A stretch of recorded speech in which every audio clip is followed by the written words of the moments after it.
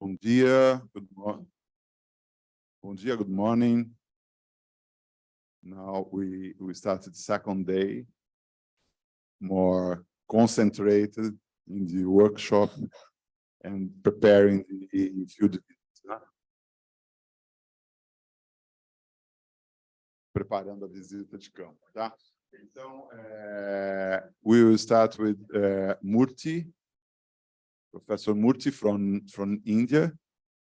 It was a pity that he didn't came, and yesterday it was impossible to start this his presentation, so we transfer for today. And then we have the following presentations with Mariam, Balaji, Pedro is here, okay, and Suresh at the end of the morning. Thank you. So, Murthy, the floor is yours, and you can unmute your microphone, and it's with you. Okay, you can hear me? Pessoal, tem a tradução pela conexão, o tradutor por internet. Né? Tem quem tiver alguma dificuldade, pergunta para a Ana Paula para localizar qual é o link da tradução, tá bom? Go ahead, guys. Okay, you can hear me, right? Perfect. Okay, thank you, and I will go into the presentation mode. Yeah, thank you very much, Professor Renato and the team from Brazil, Mackenzie University. Thank you for having me discuss these issues on effects of climate change on cities, infrastructure, and adaptation. My name is Murthy Bhalamudi. I'm a professor in the Department of Civil Engineering at IIT Chennai. My IIT Madras, Chennai. 4 of my colleagues are already there with you in person. We also belong to Water and Sustainability Group at IIT Madras. What I want to do is, this particular talk is similar to what Mariam has done yesterday. It's more of an overview, and then my loud thinking about what problems that we need to be addressing for research, and what kind of problems we'll be facing in terms of introducing natural-based solutions, and then infrastructure, and how we take care of climate change adaptation and so on. So it's more of an overview, and some of the things are very loud thinking, which are meant for giving kind of start a debate on these issues. We all know it's not a big thing that all parts of hydrologic cycle are affected by the climate change. It increases the evaporation, then spatial temporal distribution of rainfall, changes the surface runoff, changes the water quality, changes the water demand, and of course the heat effects are also there. Now this climate change, when it changes the hydrologic cycle, how it translates into our water supply and sewerage systems, wherein it locks in. Like for example, we go in and see this availability of water in the sources or reliability of the source. A water source itself will be affected by the climate change. More than anything, there's a change in the spatial and temporal variability. What changes that we are seeing now in spatial and temporal variability, they are not the same thing in the future. That's what somebody else yesterday was talking about, stationarity and non-stationarity and so on. And of course, the climate change will also affect the demand for water. And one issue which people don't talk very regularly and then more intensely is the climate change can change the quality of water too. And then of course, safety and functionality during extreme events, which have been discussed in detail by several speakers yesterday about the functionality of the particular infrastructure, let's say a water supply or sewerage system during the extreme events. Now, I already mentioned, and yesterday several people talked about urban heat islands in detail. Now, how does it affect stormwater drainage systems? The way it affects the stormwater drainage system is slightly different compared to the way it affects the water supply and sewerage systems. Like the same thing as before, there will be more variability in climate. And of course, the non-stationarity is going to change the intensity, duration, frequency curves, which are the basic input to designing any stormwater drainage system. So intensity, duration, frequency curves will change. That means the time period and all those things will change. The frequency of occurrence of the storms, what we mean by 10-year storm now will not be the same as 10-year storm in the future.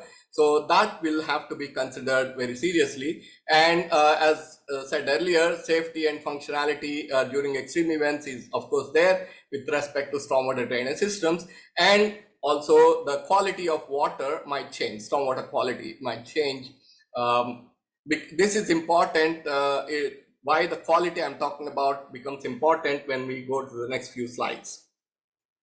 And one important thing with climate change and the uncertainty in the climate change predictions. When I say uncertainty, I'm talking about the predictions of the climate change. The uncertainty in the quantification of climate change actually increases with the decreasing scale and time. In the sense, when you time scales, let's say water resources problem, if the time scales are monthly or yearly, you have a certain amount of uncertainty, and that uncertainty is going to increase quite a bit when that particular time scale is changed to hourly or sub-hourly basis, as we require the data, the precipitation data for sub-hourly, if you're really going to design your stormwater drainage systems for extreme events. So uncertainty of local design storms, a few hours is much higher than long-term water balances. So that is one thing one has to keep in mind while talking about the design or adaptation of these systems to climate change. Now, challenges in water structure, water infrastructure. When I talk about water infrastructure, I mean both, all the three here. We are talking about water supply systems, sewerage systems, and the stormwater drainage systems. First of all, you will have quite a bit of knowledge gaps that has brought out very clearly by several speakers yesterday. There are knowledge gaps, and then there's inherent variability.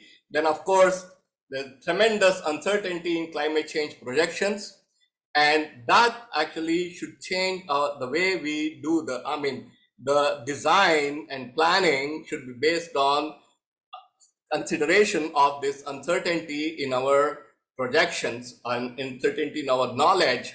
And then of course, Mariam talked about cascading disasters and interconnected risks and how that is very, very important. She talked at length yesterday. And another thing which is very important when we talk about infrastructure planning, and particularly when you're talking about climate change, is complex response of your coupled natural system, built system, and the human society. How the relationship between natural system, the built system, and then the humans who utilize these things, and what is the relationship between how people respond to a particular event is of course depend upon the cultural, social, and political systems that they live in, and how they interfere with how these events are unfolding. It's also very important, and that is something what has to keep in mind, and that throws in a lot of challenges in terms of planning this infrastructure. And when you talk about towards the right, the 3 points that I put in are especially for Global South, is you have unforeseen policy changes. The government changes, and very next day the policies can change the way it works, at least in some parts of the world. And then of course you also are faced with the not having enough data to base your planning and then the design on the operation. The data scarcity is also quite a problem in the countries belonging to the Global South. And of course there are any number of implementation. You can come up with a great plan, but then there are many number of implementation difficulties that are there. So And of course, some of these difficulties, as I mentioned, are heightened in global south. So breaking the maladaptation cycle, this is some picture which I taken from Ganguly et al. 2018 in Climate 2020. I really like this.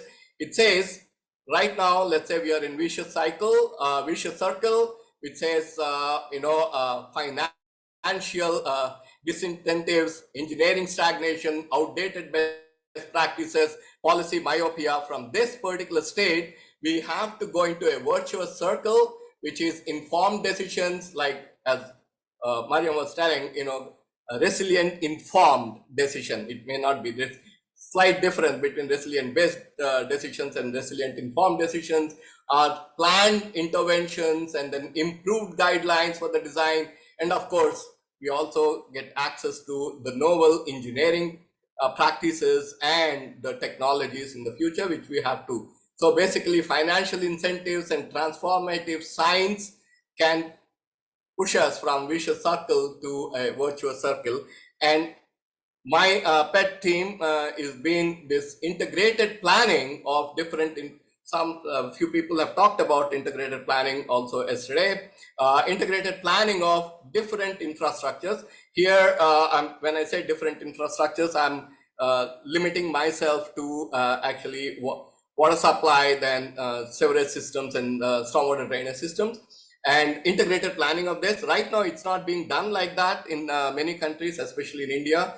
3 different organizations do this, and we go and that as a paradigm, as an opportunity to get into virtuous circle, and then of course dynamic planning also as a paradigm to get into this virtuous circle. That's what I like to do. Like for example, if you go for we have done some thought exercises on a simple back of the envelope type of calculations, where we say optimal retrofitting of existing sewerage systems for on-site grey water treatment and recycle the water to water supply system, let's say, for non-potable use. We can save 36% demand for fresh water supply. This is basically for some example problem, as I said, it's a thought experiment.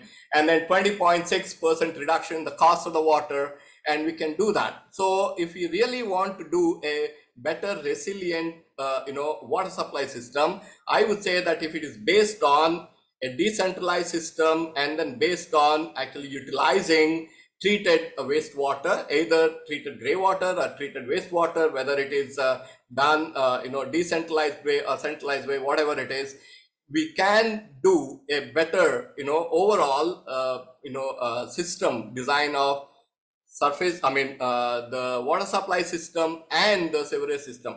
So here I talked about retrofitting of the existing sewerage system, but let's say you consider a situation where you are designing for completely a new area, both water supply system and sewerage system. So if you can think of actually designing them together, planning them together and implementing together, which is not the case right now, I can say in many places, in many situations. But if we can do that together, then definitely we can come up with a better alternative designs. That's what I thought of what I'm saying, integrated planning and design of different water infrastructure. Like for example, in Chennai city, Balaji talked about the 2015 1 in 100 year floods, and then followed by 2018 and 2019 severe drought, where we hit the 0 water day, where all our reservoirs went bone dry.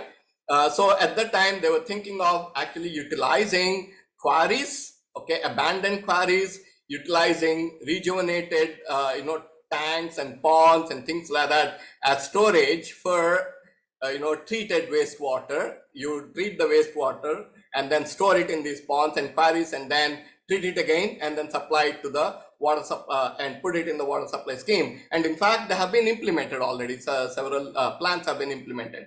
Now, if I go and then use these quarries and then the ponds for storing the treated wastewater for supplying the water to augment the water supply, then they will not be available during the rainy season to act as detention ponds for reducing my storm water drainage system, because stormwater drainage systems also would like to use these particular naturally existing ponds and then the abandoned quarries for reducing the peak flows. So you can say now, if I want to do this kind of a thing here, where I want to solve the flood problem as well as the water scarcity problem, then I have to go and then think in an integrated way about all the systems like sewerage system, then water supply system, and drainage system, right? The stormwater drainage system together, and then plan it appropriately, then everybody will get benefited. Of course, when you talk in terms of integrated systems, here in the particular case that I talked about, it is expected to increase in resilience during the drought period, yes, but then I don't know what will be the risk, because you are combining everything together. And then, so what is the risk during the extreme storms to all these things, as compared to when you are actually operating them, designing them, and planning them separately? I don't know what it will do to the risk. That is some question that we need to answer. And again, when we talk about the integrated planning and design, that doesn't mean that we should go away. We are going away from the decentralized systems and making it everything centralized. We still have centralized systems, but the planning procedure is in an integrated way. Then, like here I said, water supply, then I'll say sewerage system. We add to that rainwater harvesting, then sustainable drainage systems. Like in India, the rainwater harvesting system started in Chennai almost 2 decades ago to actually solve the water scarcity problem. But then if I'm using this rainwater harvesting system, that will actually be advantageous to even solving the flooding problem. Then we talk about sustainable drainage systems. And then if I talk about sustainable drainage systems along with managed aquifer recharge, then I'm not only solving the flooding problem, but I'm also solving the water scarcity problem, because managed aquifer recharge will put a lot of rainwater into the ground that can be used later on during the drought periods, or even if it's not during the drought periods, at least in coastal aquifers like Chennai, if you put more water into the ground through the recharge, managed aquifer recharge, we may be able to push the saltwater interface in the groundwater. You can solve the saltwater intrusion problem. And then, of course, that may give a comprehensive water management if you look at all these things in an integrated way. Is my time up? Okay. Then, of course, we have to consider urban heat islands too. And if you have to go for a lot of vegetation and then to solve the urban heat island problem, then that again requires a lot of water. So when you talk about solving the urban heat island problems and then talking about water supply problems, everything is actually interconnected. And then we have to, because everything is interconnected, we have to talk in an integrated way. We have to plan in an integrated way. And I have not yet said anything about transportation infrastructure. Of course, transportation infrastructure is also gets affected by the floods. And then when you put all these things together, now I'm losing my track. It becomes too complex and complicated. And then, so as we attempt to achieve, again, people say that let's achieve sustainability through a circular economy, then water infrastructures, of course, all the infrastructure and especially water infrastructure will become highly interdependent and complex, as one picture that I have drawn here. Let's say you have rain, then that feeds surface water bodies, groundwater bodies, and then you take the water from there, treat it, and then you do the water quality monitoring, then you supply to water supply systems, and then you agriculture, the industry, then wastewater that is produced, then you go and then treat the wastewater. You can use it for agriculture, you can use it for industry. So when you try to bring in this circularity, then the interconnectedness will become all the more complex. And then we have, on top of that, you have uncertainty thrown up by the climate change, and you have uncertainty is also going to come in terms of the future development. What is the future development? When you design these systems, you're going to design it for the next, you're going to plan it for the next 40 years or 50 years or 60 years or whatever it is. So there's an uncertainty in terms of knowing what is this future 50 years is going to be. So the uncertainty is thrown up not only due to climate change, but future dollar. It's a simple thing like water supply system. What would be the future demands? There's a lot of uncertainty in that. And then if you have this uncertainty, it will pose tremendous challenges to planning and then optimal design, and then of course ensuring resilience. And we do talk about systems approach for doing this, then optimization processes. When we say optimization process, we say in terms of energy, material, process, and then you have risk assessment, and then blah blah, all those things. When you put the things become quite complex, and then we should have some way of comprehending this complexity and then representing that in a model. And not only representing that in a model, all that knowledge we should have the ability to communicate with the decision makers who are typically not the engineers, are not mathematicians, and so on. How do we communicate all these things? That's also very important. Communicate to the stakeholders, communicate to the people. So here, the concept of dynamic planning of water infrastructure, like for example, here, let's say I have a city, and then I want to do a water supply scheme, and then I want to do it for, let's say, 75 years. And at the end of the 75 years, you see this phase 3, that's the end of the 75 years. This is what I want. So many times these days, what we do is we plan for it, we design for it, and then we implement it right now, because we don't want to get into the field several times and then digging up the roads and then so on and so forth, because the scales would give you the economy, right?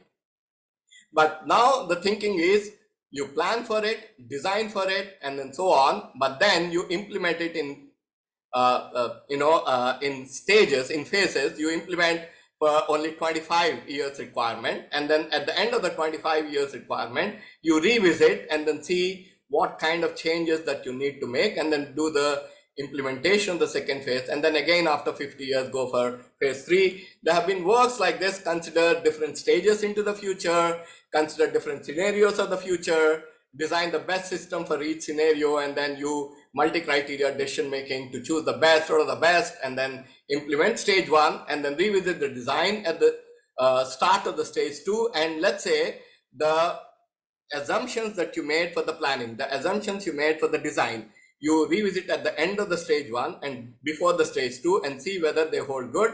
If they are not, and then you got new information available to you, bring in that new information, revisit the entire planning process, plan it again, and then implement the second stage, and then keep doing that in stages. So this is the dynamic planning paradigm which people are talking about, because each regions of scenario space can be optimized as the future unfolds. Decision can assimilate and be based on new information that becomes available. And there's the significant advantage of this dynamical planning process, because you actually, it will minimize the regret minimization if the future does not pan out as we predicted. The reason why we do this dynamic planning is because the infrastructure requires quite a bit of investment, and then if you do a lot of investment based on certain assumptions about what the future is going to be, what the climate change is going to be, maybe it's not, that's how it's going to pan out. Then you're going to have a lot of bad investment. So that's why dynamic planning is important, and people are doing that for the drinking water reservoirs, like they have done it in recently in a reservoir planning in Mombasa, or they do for water distribution networks, like recent works by Kunha et al. And his group. There's quite a bit of work on that. And then our levees for flood protection from the rivers, they also do in terms of the stages. So here, the concept of what we call the model predictive control, they do in the control field, model predictive control. Models are used to predict how a particular system would respond to a particular control, and then they implement in stages, and then after some time they revisit whether the particular system is responding in the way that you expected it to respond, and then again make the corrections, and then they keep doing this. This is what we call model predictive control. And I would bring your attention to a fantastic paper which came in 2020 in Water Resources Research on how the paradigm of model predictive control can be used for infrastructure planning. in the dynamic planning of infrastructure. Again, I'll come back to the challenges. If you look at the water infrastructure, you have distribution, sewerage system, stormwater management, and now I have added what we call the sources. In fact, I can also add eco services of your water bodies in a particular urban area. If that's also is part of your infrastructure, then all those things you want to operate it, plan it and operate it in an integrated way. What kind of problems you'll get? First of all, the emphasis on dynamic planning is only recent, and a lot more research needs to be done in that area. And at present, not all uncertainties are taken into account. Only certain types of uncertainties are taken into account in the design. And then components of systems are looked at very separately. So if you want to do dynamical planning, right now they're looking at water distribution system, they're looking at something else in an independent way. But now if you want to look at them independent, in an integrated way, what kind of challenges it would throw up. And then of course, optimal adaptation. One thing is I'm a little skeptical in all these things, whether optimal adaptation as in the classical optimization models really is going to work out. And of course, possibility for considering system holistically exists, and dynamical infrastructure implementation can be combined with what we call dynamical operation policies and possibilities for and if you go for dynamical system planning, then there's a possibility for assimilating not only new information, but new technologies and innovations. That's also possible.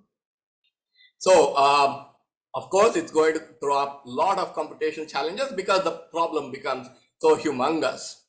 And so, when we talk about nature-based solutions, I would like to loudly say that when we talk about nature-based solutions, you think in the context of integrated water infrastructure planning, implementation, and operation. Let's say, for example, when you talk about such sustainable drainage system, you think sustainable drainage systems as a part of a bigger thing like water infrastructure, not just the drainage infrastructure.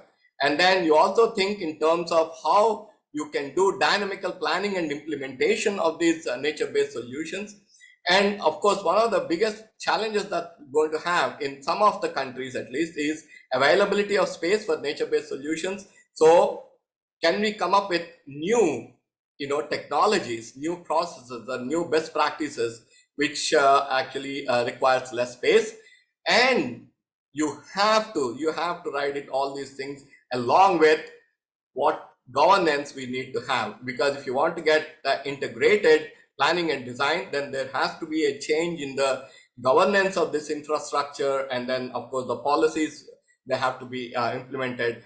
And although we talk about blue-green recipe, the nature-based solutions and blue-green, I would like to say that to solve some of the problems in the implementation of the blue-green, if you put a little tinge or a dash of gray into this blue-green recipe and then come up with technologies, that might work out. That might be give a better solution. This is what I want to say. And then of course, if you want to take decision-making tools, if I go with traditional optimization framework, I'm afraid I think we would be chasing El Dorado. Okay, so we may have to think in terms of what new ways of decision making we should be doing with respect to all these things. Okay, like say, but then the great opportunities in many countries in global south, adequate water infrastructure does not exist. So we are starting on a clean slate. So a lot of investment is going to be made. So one has an opportunity to do it in the best possible sustainable way. Thank you.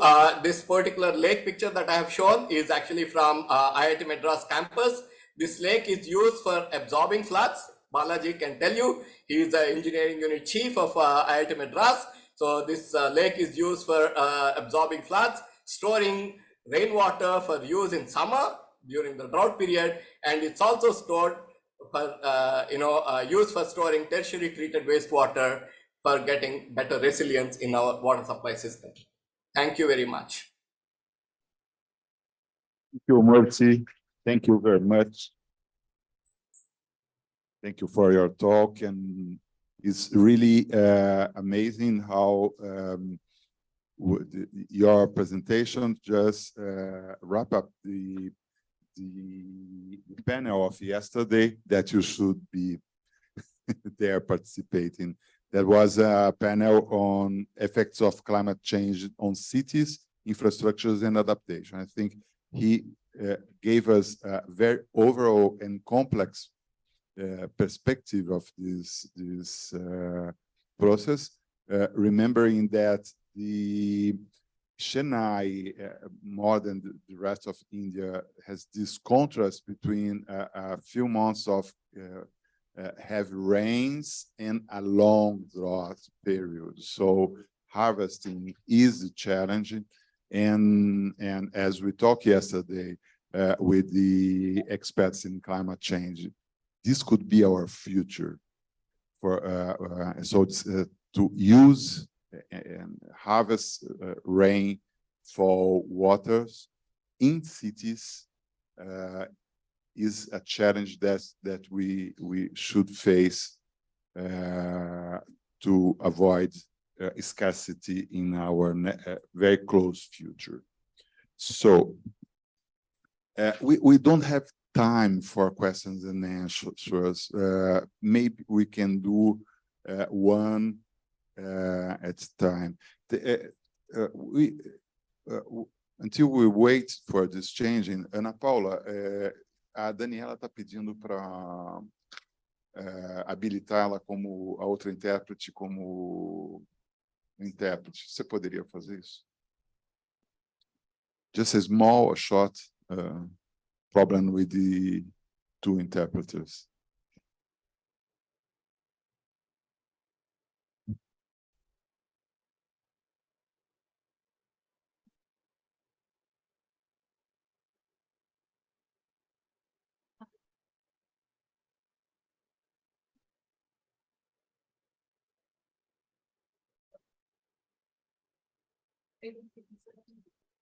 Just no. Balaji, yeah. You twisted. Okay. And then Pedro will be the last one. I think we will switch the order. Pedro Algodual is the coordinator of the project, so the Drenagem plan in São Paulo. So after that, I introduce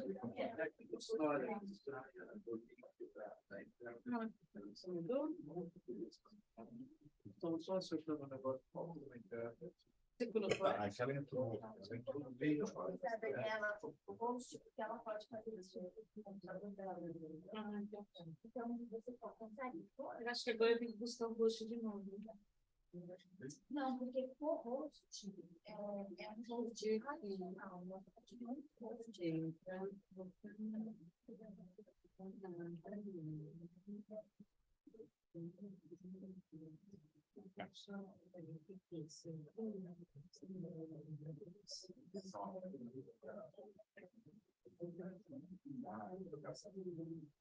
Só clicar no globo e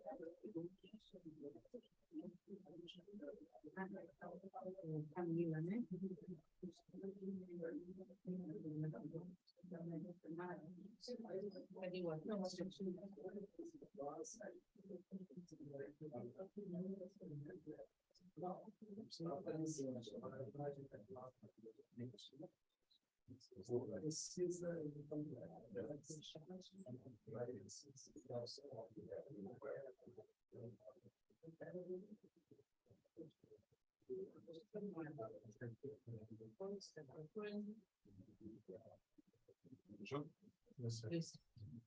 Okay, perfect. So we can start the second panel, the first panel of the day.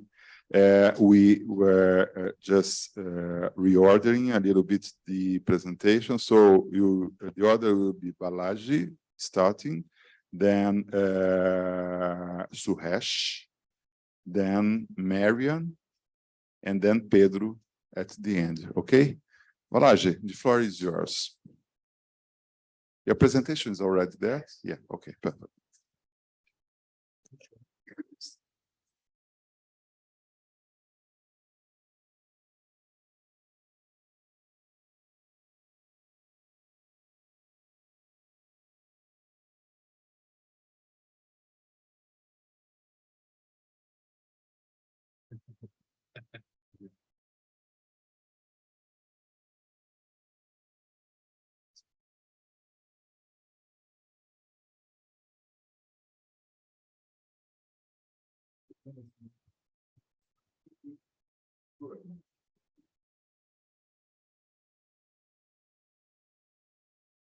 Hello.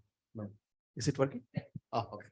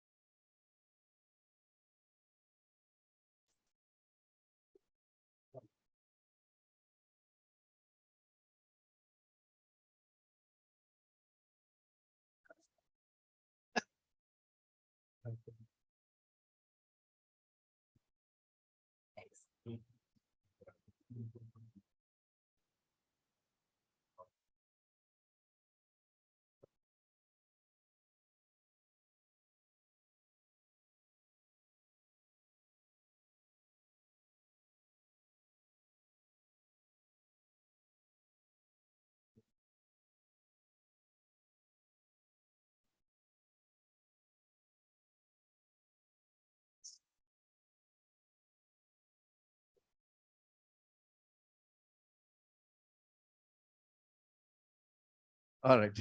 Very good morning to all of you. Very happy to be here once again. So in this presentation, what I'm hoping to do is give an overview of the winter school that actually happened in Chennai, where Professor Renato was also there, and then Mariam participated in the online in the online mode. So I'm glad that we are starting this winter school, and then we are going on a field visit, for the 3 sites today. So essentially, this is just a small overview of what happened in Chennai for a similar winter school that was organized by us at IIT Madras. So this happened during 11th to 15th of December 2022, and during that time we also had a cyclone that was crossing over. So unfortunately for the field trip we could not go, but eventually the students actually went on the field trip because it was just raining. I'm just hoping that today it will not rain too much. So all right, so go to the next one. Yeah. So this is, I think we had a group of about 30 people who participated in the winter school. Of course, you see Renato there, myself, Professor Murthy, and then we also had a bunch of students. Of course, you see a couple of students here, Sritu and Krushil from India, who also participated in that.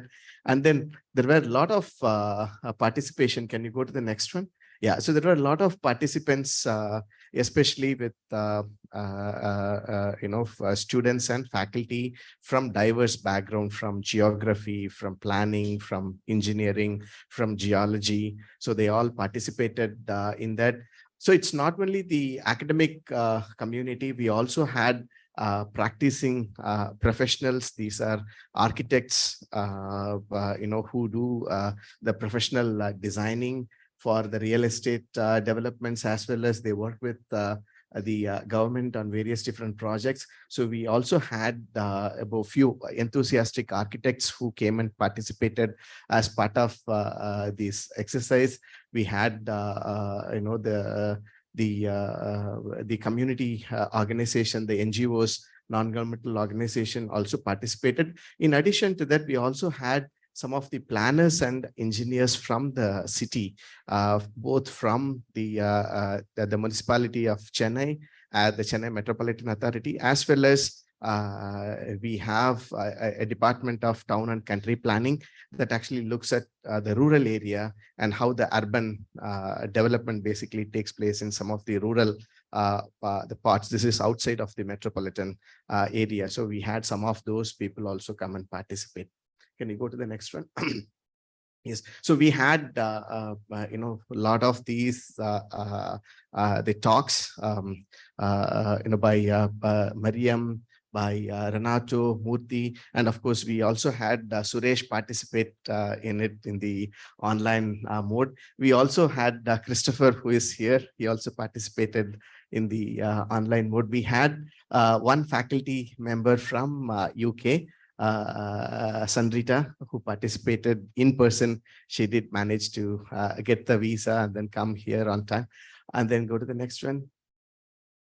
Yeah, and then of course we also had Dr. Mario from Brazil.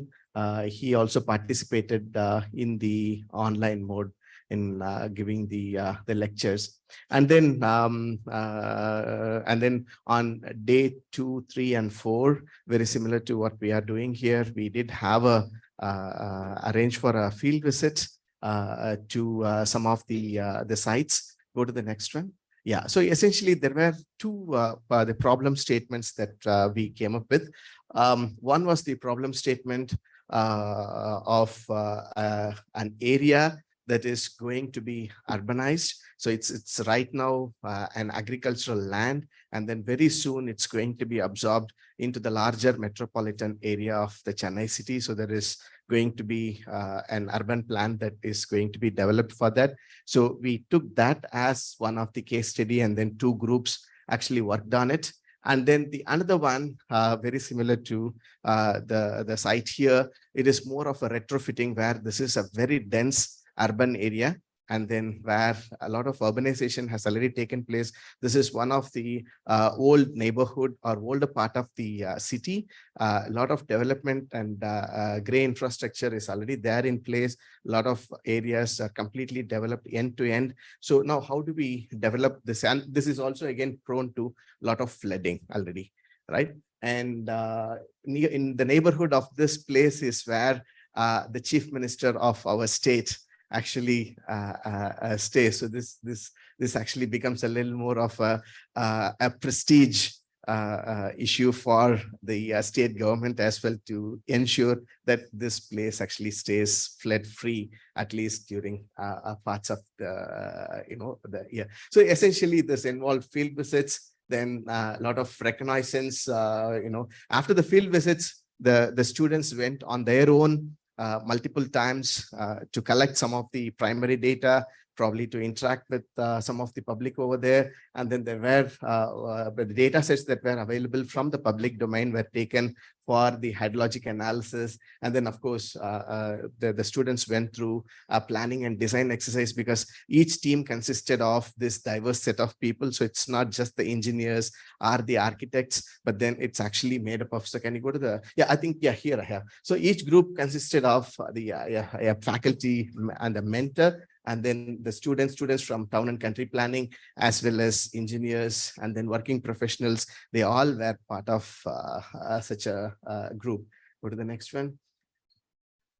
Yeah, and then so essentially, this is some of the site characteristics. So this is one of the site characteristics of the site, where it's a rural area now. It's a prime agricultural area at the moment, but then the city is growing all around. So you can see the dense urbanization that is happening all around. So now how do we develop a plan around for that site? So by incorporating the elements of blue-green infrastructure and sustainable urban drainage. So this is what was the problem statement that was posed to them. And then go to the next one. And then the students did a reconnaissance of this entire area. So there's a lot of paddy cultivation actually goes on. So naturally, there are a lot of water bodies that are within the site, as well as upstream and downstream of the sites. So now how do we, these are the traditional water storage structures that I was telling yesterday about. So many of these storage structures are several hundreds of years old. And this agricultural area is also an agricultural area that has been in agriculture for several hundreds of years. Now that such an area is actually now being brought under urbanization. Now, what are all the issues that are associated with that? So that those are all some of the things that the students were trying to grapple with when they came up with the possible solutions for that. Next one. Yeah, so they were trying to collect a lot of the land cover data. They're trying to make use of some of the digital elevation models that were available in the public domain to look at the flow patterns, and then some of the soil related information that is available in whatever the coarser scale that is there. In this particular case, this is about, to give you a spatial scale perspective, this is about 300 hectares of area approximately. So that's what is the area that you are looking at. And then, how do we come up with some sort of a zoning so that it becomes more like a town planning sort of a scheme where the government pools the land together.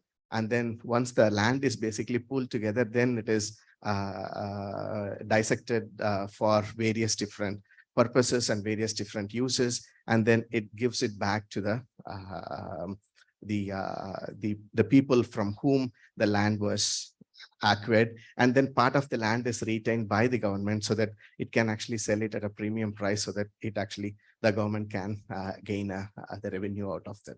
Go to the next one. Yeah, so there are many of these blue-green aspects were considered by the students in this particular group and probably in the other group as well. Go to the next one. Yeah, so they were trying to conceptualize, a central corridor. In fact, on the eastern side, you see that there is a linear corridor that's actually a high tension power line that was actually crossing exactly through that. So in order to make better use of that space, on either side of it, a road corridor was also developed, and there was some radial development that was planned by this particular group. And then along the linear development of the road, on either side,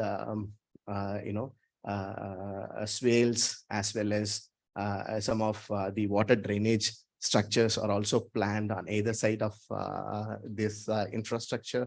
Go to the next one.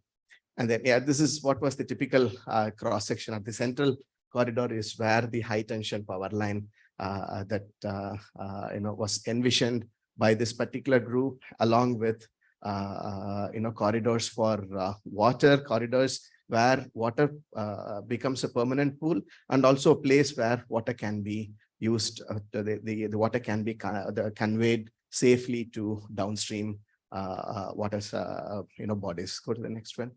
Yeah. So essentially, there were a lot of the street to crucial, and some of these students were involved in the modeling of that, in doing the hydrology of that, so that appropriately many of these structures can be sized to dispose of the 1 in 5 year or 1 in 10 year kind of a design storm. So that's what we are trying to look at. Next one. And each of them is broken down into its own individual catchments. And then, the water pathway was eventually the natural pathway of water was, we tried to preserve the natural pathway of water as much as possible, or at least the group tried to preserve the natural pathway of water as much as possible. Go to the next one. Yeah, I think this is probably the second group, I think. We're trying to envision few more elements of the sustainable urban drainage. Go to the next one. Yeah, so essentially there were many such initiatives were done. So they were trying to do the pre-development scenario as well as the post-development scenario to look and see how much the runoff values and other things could be reduced. And they were also trying to look at how much amount of rainwater can be harvested, but that will need a little more modeling effort to look at a much more larger time domain in terms of how much amount of rainfall is happening and things like that. But this is primarily, they were looking at it from the runoff control. Go to the next one. Yeah. So this is more for storage provisions and things like that. Go to the next one. Yeah. So there were various different challenges that they were, each of the groups were basically faced with.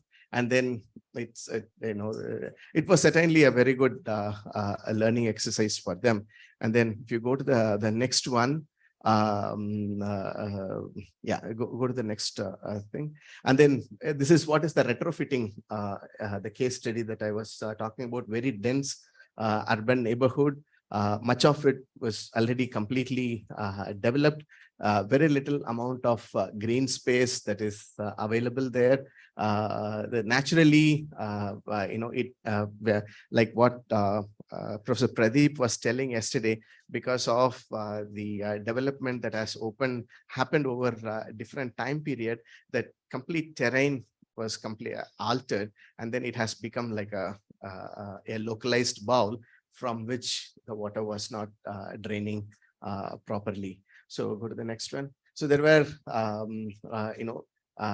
several things that were basically, looked into for using various different sustainable urban drainage components. So that's what was envisioned by this particular group that was trying to look at with rerouting the entire drainage, rerouting it along with the swale and other components, how much amount of runoff reduction could probably happen. So those are all some of the calculations that the group was trying to go through in order to come up with the reasonable plan for retrofitting. Go to the next one.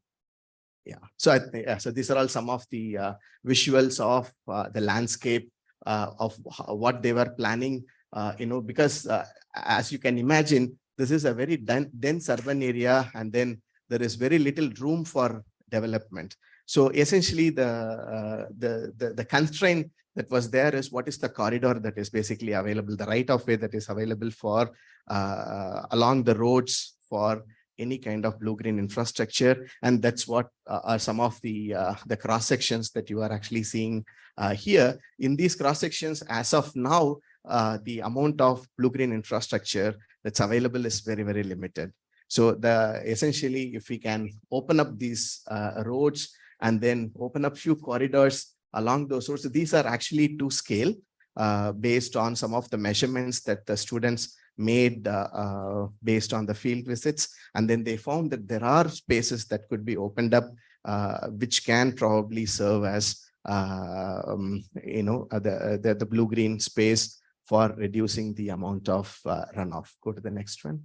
Yeah, so a lot of calculations and other things to look at storage, to look at the reduction in flood volume and things like that. So I don't want to bore you with the details. Yeah. So and then so as a follow-up to that, so this is something that we started out. So these are some things that actually happened during the workshop. And at the last day of the workshop, the highlight was the city planner actually came, and then he made a presentation.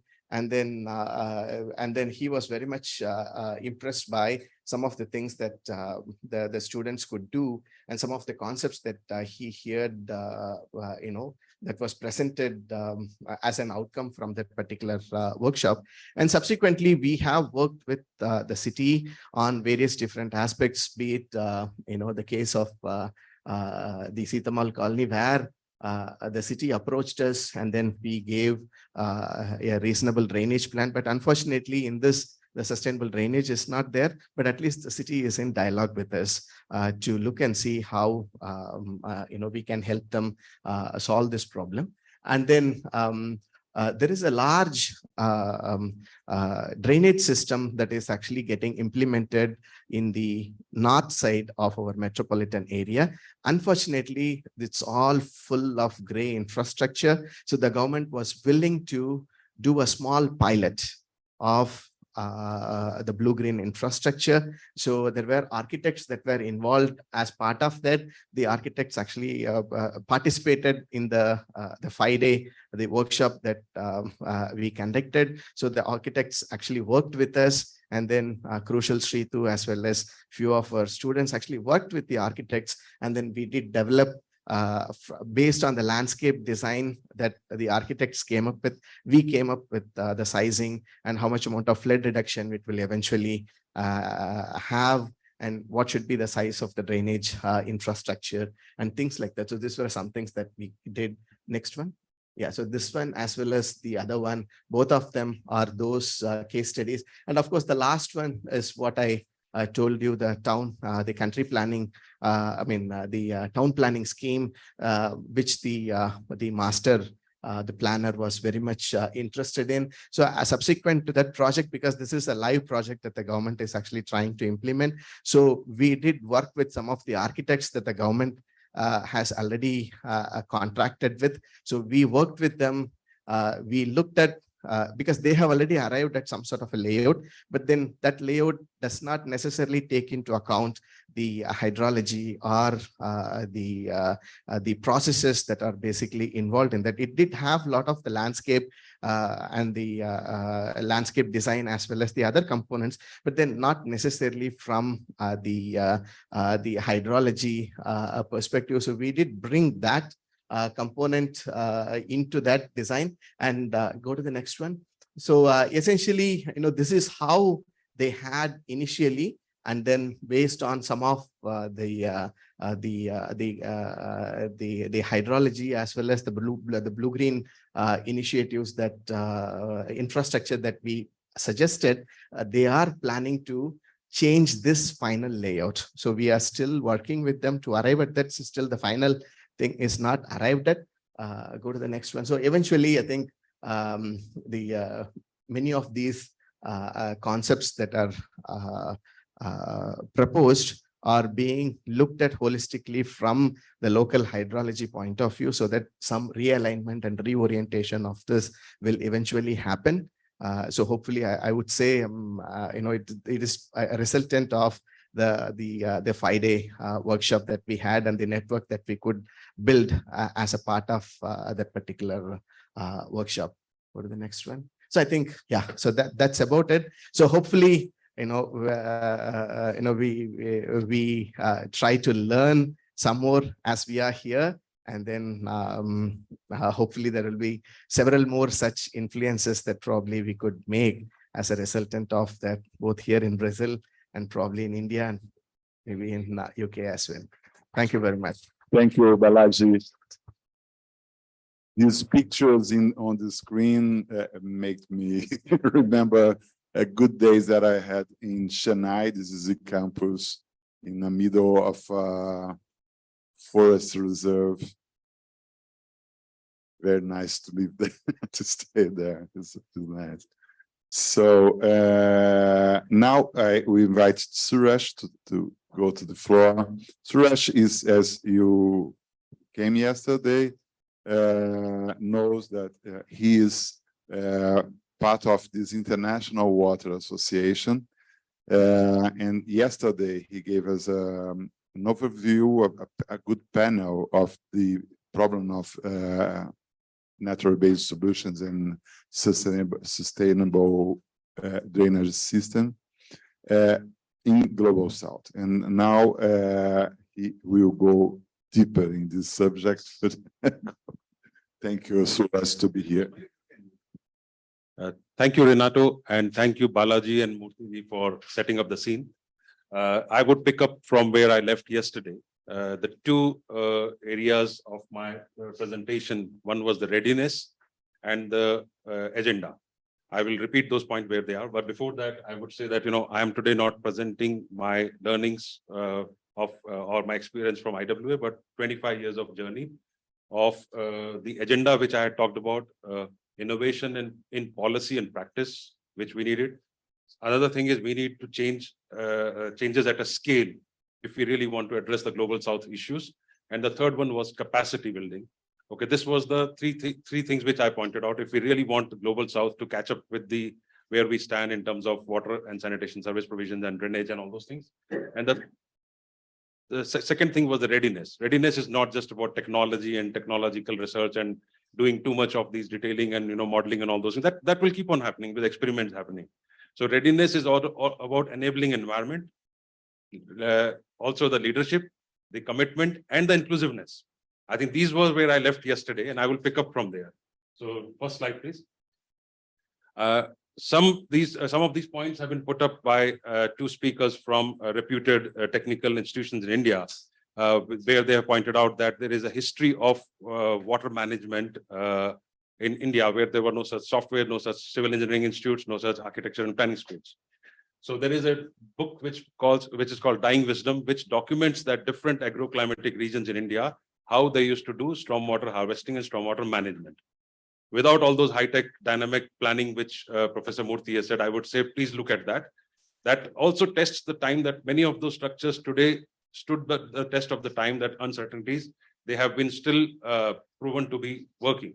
So that is one. So we have developed beyond that there is a journey where post-independence, India had a legacy also that, we had a colonial history of planners and engineers who were trying to replicate the linear model of water supply and sanitation provisioning. That has been there. But also there is a journey where we have started changing this. So where my PhD, which I did in 2000, where during that time, the Syria SuDS manual was in the stages of implementation in UK, where I had interacted with the researchers in UK also. And that would be my journey, which I'll present, and how in India we have achieved the scale. I will present that. Next, please. I would link this with the SDG agenda, which I was talking yesterday. Everything what we do, the countries have to report to SDG agenda also. How do these good practices fit into the, all these blue-green infrastructure, what we are talking? These are all the jargons which we are throwing. And these are not understood by those poor people and other people whose areas we are going to be, planning and designing. So I'm trying to put in that context, that inclusiveness and all those things, the LID, green, blue infrastructure, blue, green infrastructure, they're all different terms used in different countries. So this is the context where I'm saying that, this is part of the, I think the title is missing somewhere, but yeah, anyway, next please. This is the slide which captures what Professor Murthy was saying, that, we need to have a mix of, gray also with the blue, green. I'm not that purist. I'm a planner and I want that, this should be certainly thought about that. That is one, I agree with that. Next, please. But where I come in is that I have promoted an idea of water sensitive design and planning, which has SuDS as an integral part of that. It links protection and revival of water bodies like lakes, ponds, and wetlands, which Professor Murthy was also talking about a lake in the campus. It also includes stormwater management. It also talks about water conservation approaches at building at campus level, because they will also be able to capture a fraction of the stormwater. That may be 5% of the total stormwater, but they do play a role. And also the on-site water conservation measures, like including treated wastewater reuse, which was also taught. So there is a whole holistic approach, which is called water sensitive design and planning. Next, please. So how do we achieve this? How do we leapfrog to prosperity? And how do we create the enabling environment? That I will be sharing. Next, please. So yesterday, this was a slide which I was trying to show, that Global South is at a place where we don't have these three stages, what many of the cities do not have a sewer network. Many of the cities don't have drainage network. Many of the cities in India do not even have 24/7 water supply. They are dependent on groundwater and individual extraction mechanisms. Now, either we wait for that everybody would have a piped water supply, pipe sewer supply, that one dream. We are living in a pipe dream that, SDG goals have to be achieved. That is one side. Or we leapfrog in how do we achieve this, that we try to provide access to services to as many as possible through our approach. So this is what is my approach, where we have achieved some success. Next, please. And there is where it is here where I connect with my agenda of, IWA, where we say water-wise principles. So India had a history of 5,000 years of Dholavira, where we didn't have much software, much technology engineering, but there was a indigenous knowledge about that. We had diverse technologies, and there was a technology of social engineering. Communities played an important role. There was a disciplined society, which is very important for anything to succeed. Because many of us who are engineers, the planners, are not trained in networks and negotiations with people whose lives we are going to be impacting. So with technology, we are going to be only doing 25% of the job. So remaining job is to be that people have to reduce the cost of maintenance operation. So our structures were managed by people, and you would see those different. If you see the India map, there are different SuDS, examples. And many of these examples, there is a book which has been released, that many of these examples were also copied by various countries abroad also. So there are all over different such technologies which have been there in practice. And in fact, many of the research institutions should look into that and examine that how they have stood by the test of time. Next, please. So what we evaluated was that the water cycle is broken, community role is destroyed when we became independent India, and the hydrological traditions were lost. And we started purely engineering solutions to provide water and sanitation services. That is where is the biggest damage to the entire water sector has happened, is there has been an institutionalization of water management. Water has been institutionalized and individual has become just a subscriber of a service. So somebody has to design and give it to you and you don't have any role in that. That is where the biggest damage to India happened in 75 years. So how do we rebuild that? There is a mindless technology of flush and forget, where everybody flushes water and we bring water from faraway places, which is like almost 40 to 50% of the water we use it for flushing purpose. That's a stupid technology, I think, in terms of global south, where we don't have the kind of resources which we want to talk about. So I think that is where the analysis where we stand. Next, please. Then we start looking at the India. India has had 8,000 urban centers, and we had 700 master plans till now. But the water and sanitation will be required for all. And if you do the 2021 census, it has been delayed. There will be almost, I think, more than 10,000 urban centers. So the scale is required. It's not just one case study in Chennai will be relevant for entire country. The scale is required. How do we move fast? Next, please. You can skip the animation. And we see that the low and medium scale cities are actually doubling the size of population. It's not just Chennai, Mumbai, Calcutta, but there are other medium scale cities which are doubling the size. But the big city like Chennai, Mumbai might be growing by 10%, 20%. They are not going that 200% growth, but small and medium towns are growing. How do you do preventive management? How do you see that we can capture the opportunities which will be lost if we don't have planned development? That was the agenda. Next, please. We did a quick mapping of smart cities in India. There are 100 smart cities, so-called smart cities, which basically are designed by purely engineering solution. And this is the mapping which we see. The red dots will show you that the flooding incidences, all the smart cities are reporting flooding incidences. On the other side, the status of groundwater also. They are also emerging to be drought cities, that there will be shortage of water. This overlay was done to make an impact on policy. Next, please. We saw that, there was, Professor Murthy touched upon that, how different cities are bringing water from long distances. Minimum is 75 kilometers. Big cities are transporting water almost 200 kilometers. They are pumping water and there is a high energy footprint. And they are losing the in situ opportunities for harvesting rainwater and, reducing the demand by a certain percentage. So you would see all these cities have been mapped out where we have lost the lakes in last 75 years, lakes and water bodies. And these blue color patches are actually the water bodies which have been lost in the process of urban design and planning. So next, please. So in summary, what I would say, India stand where is that there are very few cities have 24/7 water supply. There is flush and forget process.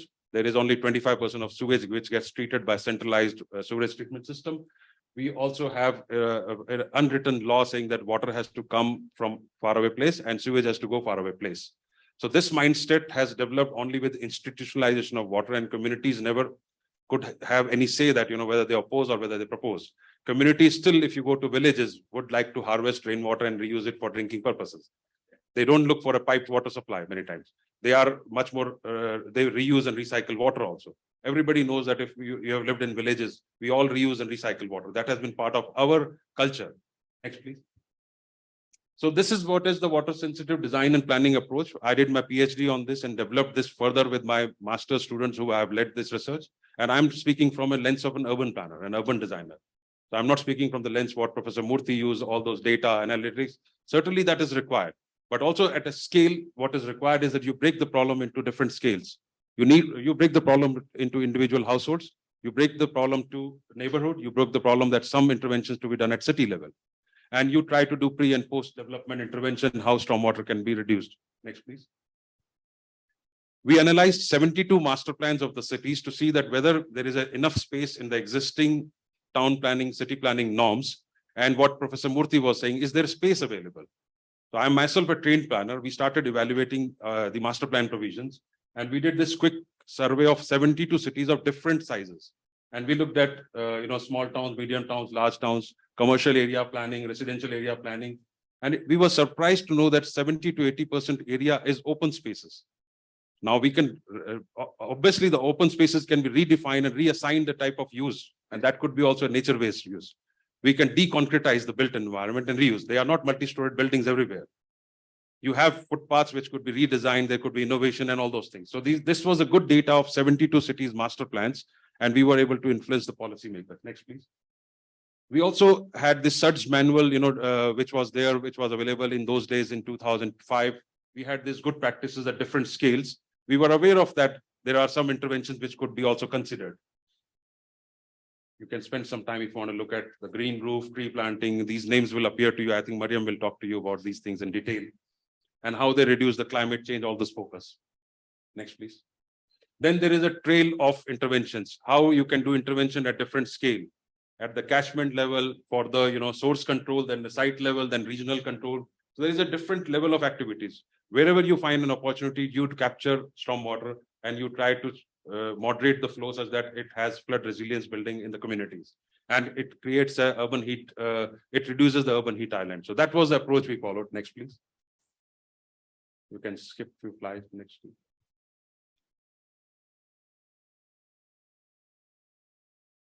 So next, yeah.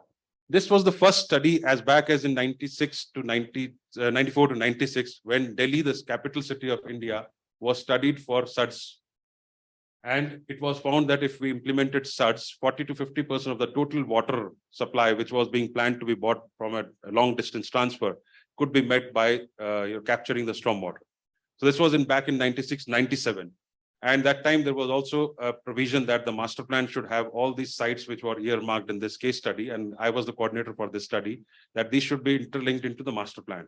And there was a provision of change that, in the urban areas, 2% of the land use should be earmarked for area under water. 2% at the regional scale and 5% at the urban level. So urban planning norms do not have area for water.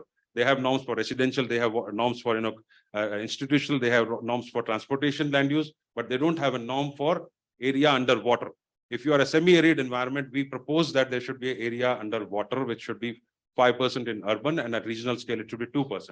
So people who are architecture student, planning student, they'll appreciate that we don't have a norm for area under water. So we need water and humidity in our surroundings. So that was a norm proposed by that. Next, please. And similar to what Balaji was saying, we have done back in 96, 97, and then master students have worked the soil layers, hydrogeology layers, all those things have been overlaid. And we have identified the spots where, how we can do reduction in the stormwater. Next, please. And we went sector by sector. The sector is the term used for planning, and we found where are those spots where we can do the SuDS. And you would see that we found that we calculated the discharge for each catchment for 25 years peak hour rainfall. This was done in 2002. Next, please. And we also found that in this particular sector, where could be the retention pond, gully, trench. So these all have been calculated, and there's enough research which has gone into that. And we are open to scrutiny by furthermore GIS-based modeling or whatever you people do in IITs. So there's enough space that we use only 5 to 15% of the open area which is available. And we found enough open area was there in the master plans and zonal plans that by using only 5 to 15% of the open area, we were able to retrofit the existing urban environment and which could be benefited. So we were able to do within the existing norms of urban planning. Next, please. We did a new city, a full city called Noida. Many of people who come from India, it's an industrial town. And we analyzed each sector. We did the same repeat exercise that one was a historical city, one was a new town. We did every sector and we explored the possibility of SuDS.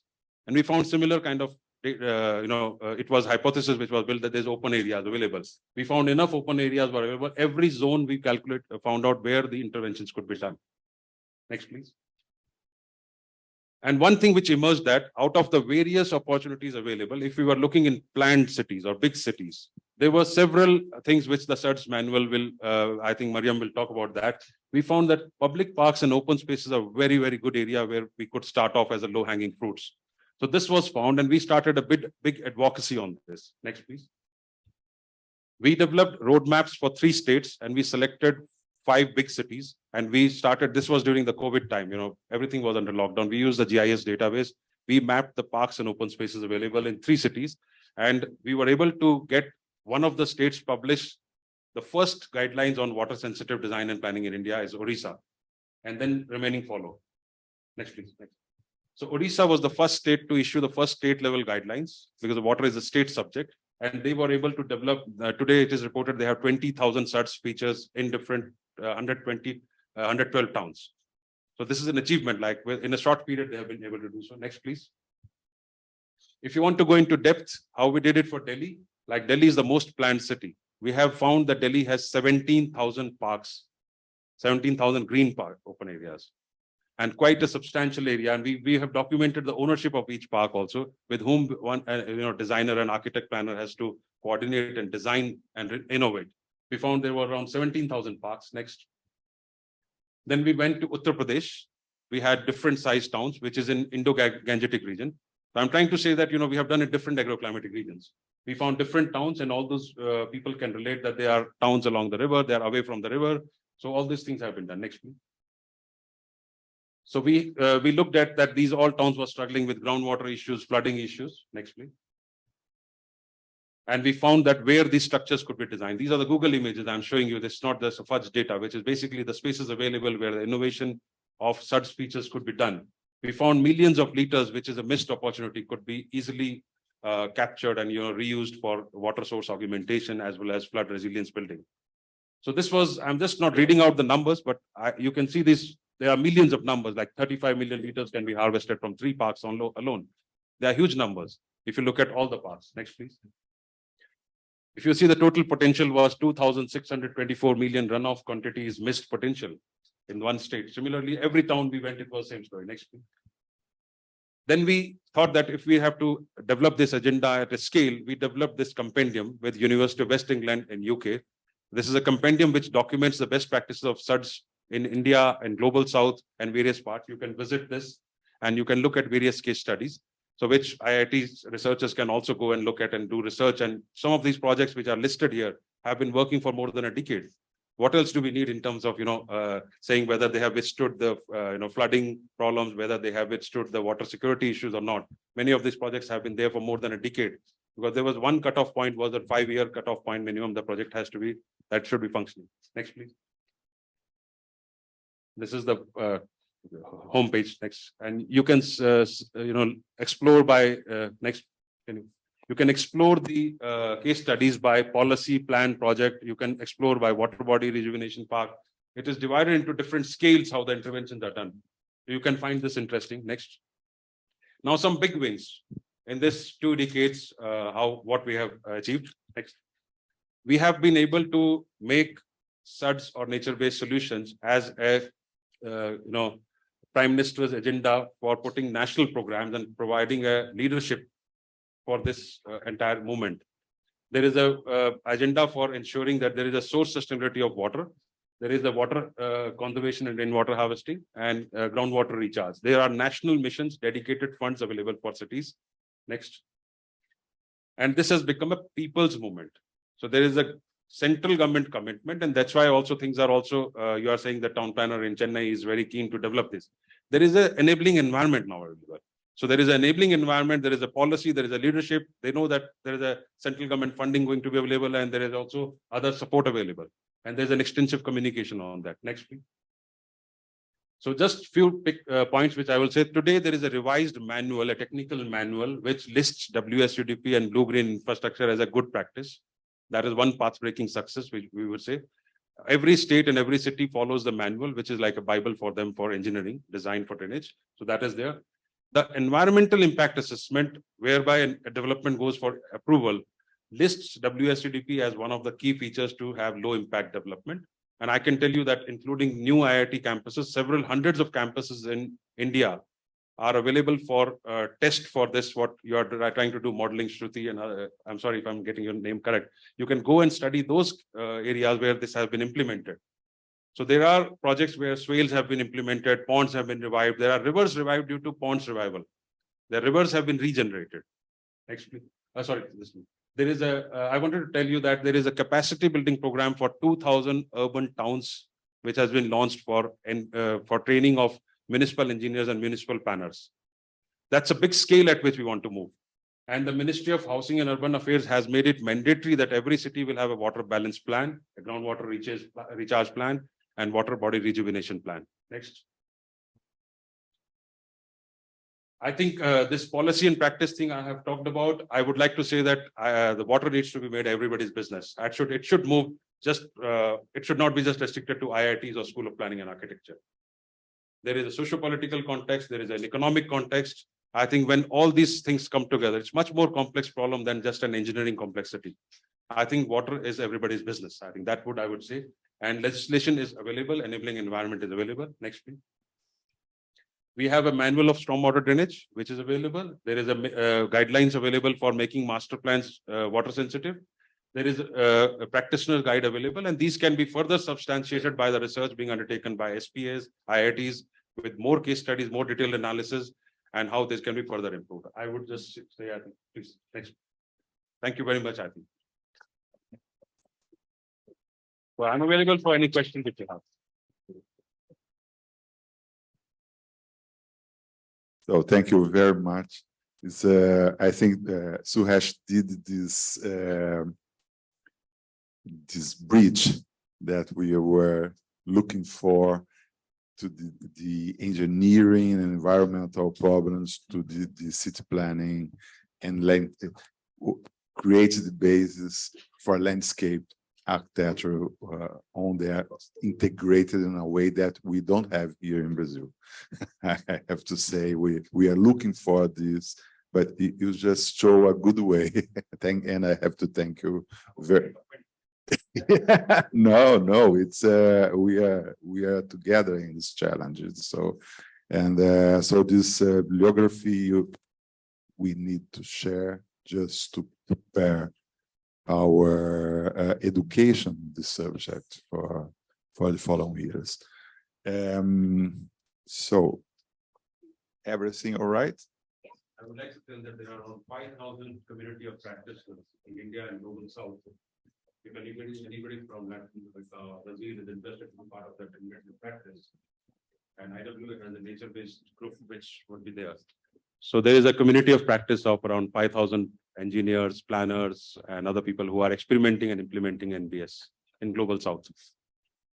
So you can reach out to me, I can connect you with them. So we can put it together, all together in this is a challenge, but we will try to do it, to face it. So now, I will let me see what I do. So I will invite to the floor Marian Irmani. You already know her, but she is professor at the Anglia Ruskin University. She was who put us together some years ago, and she will talk about the principles of SuDS systems in England. Okay. Thank you. Yeah.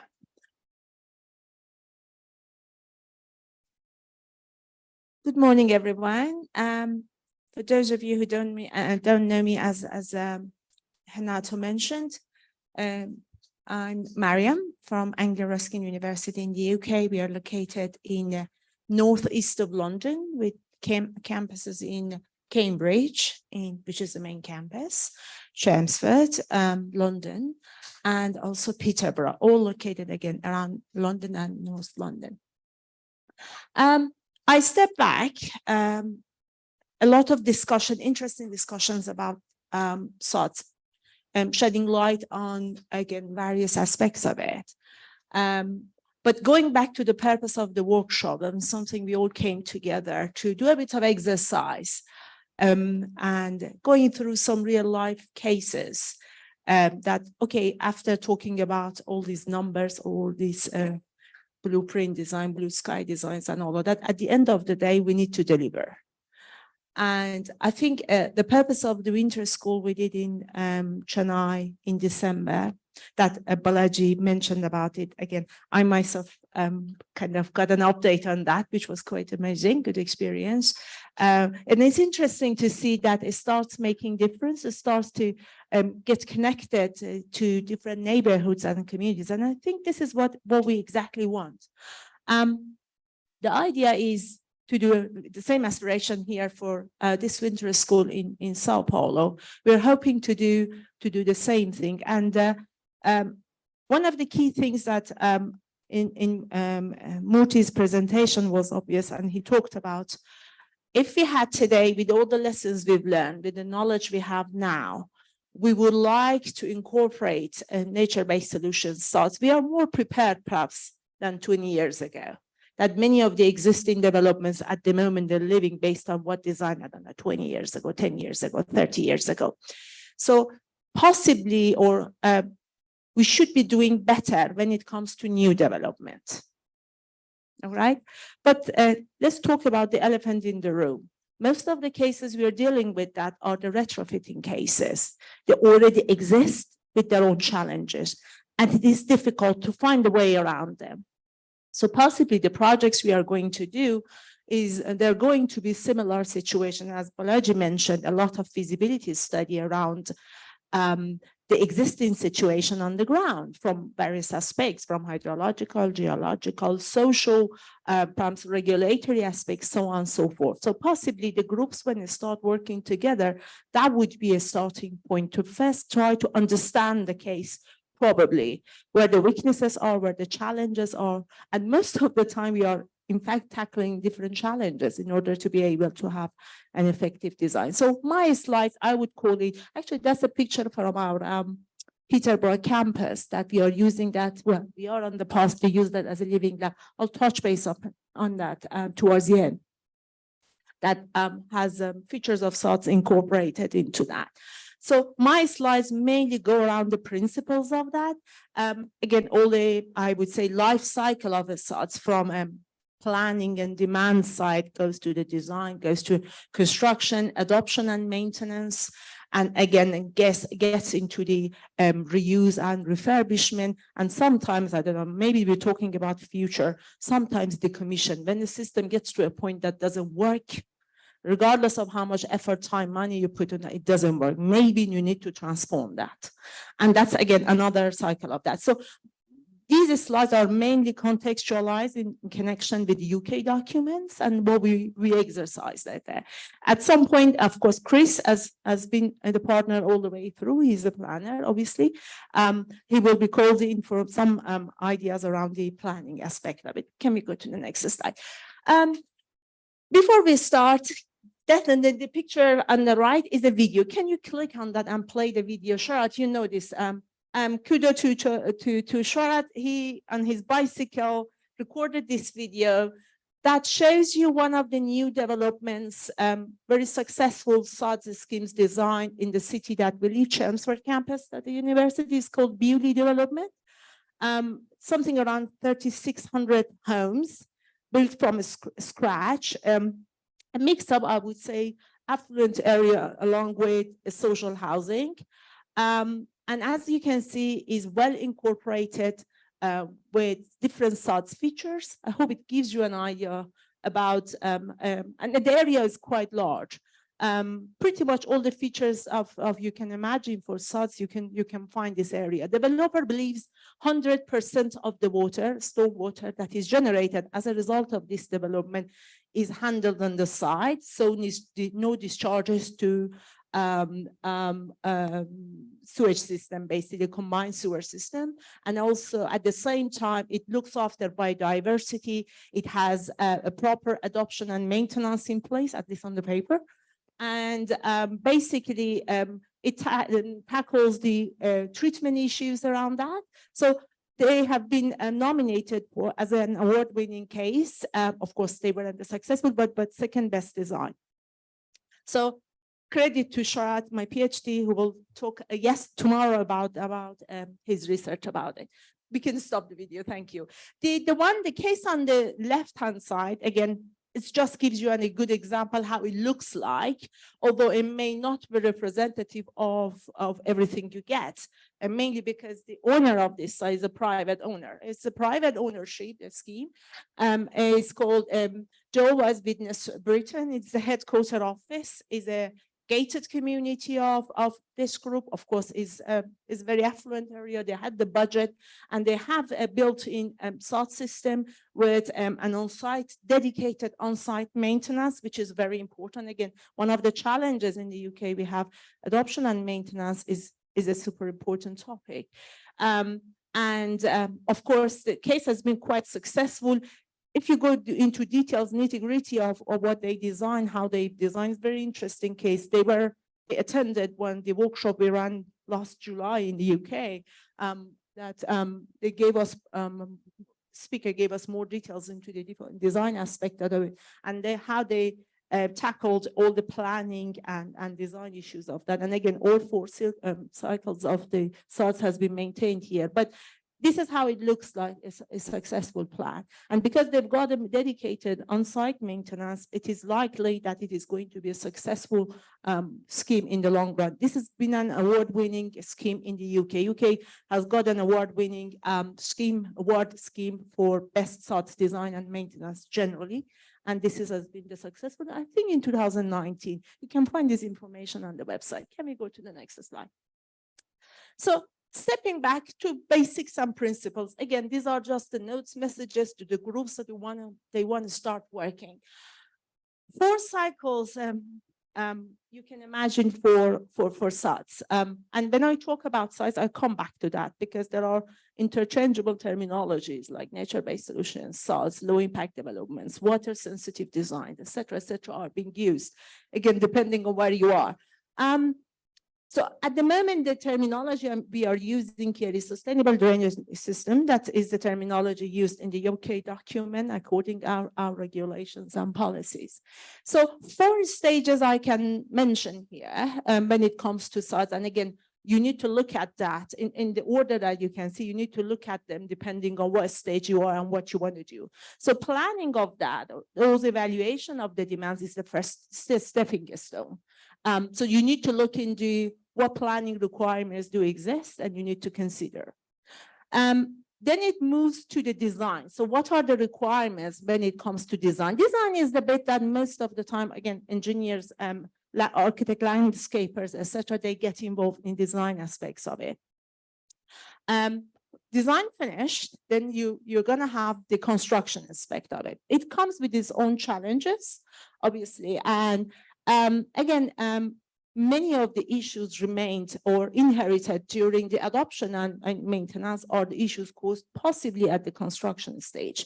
And that is the one perhaps is less talked about.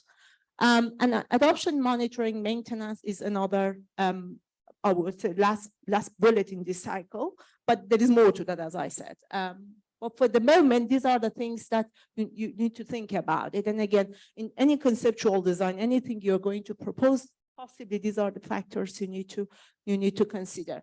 The synonyms, as I mentioned, and low impact developments made in US and Canada, nature-based solutions, again, globally is used, I would say, but in European Union, and if you go to the documents, that's the terminology you widely find information about it. Water sensitive urban design, again, in Australia is very common.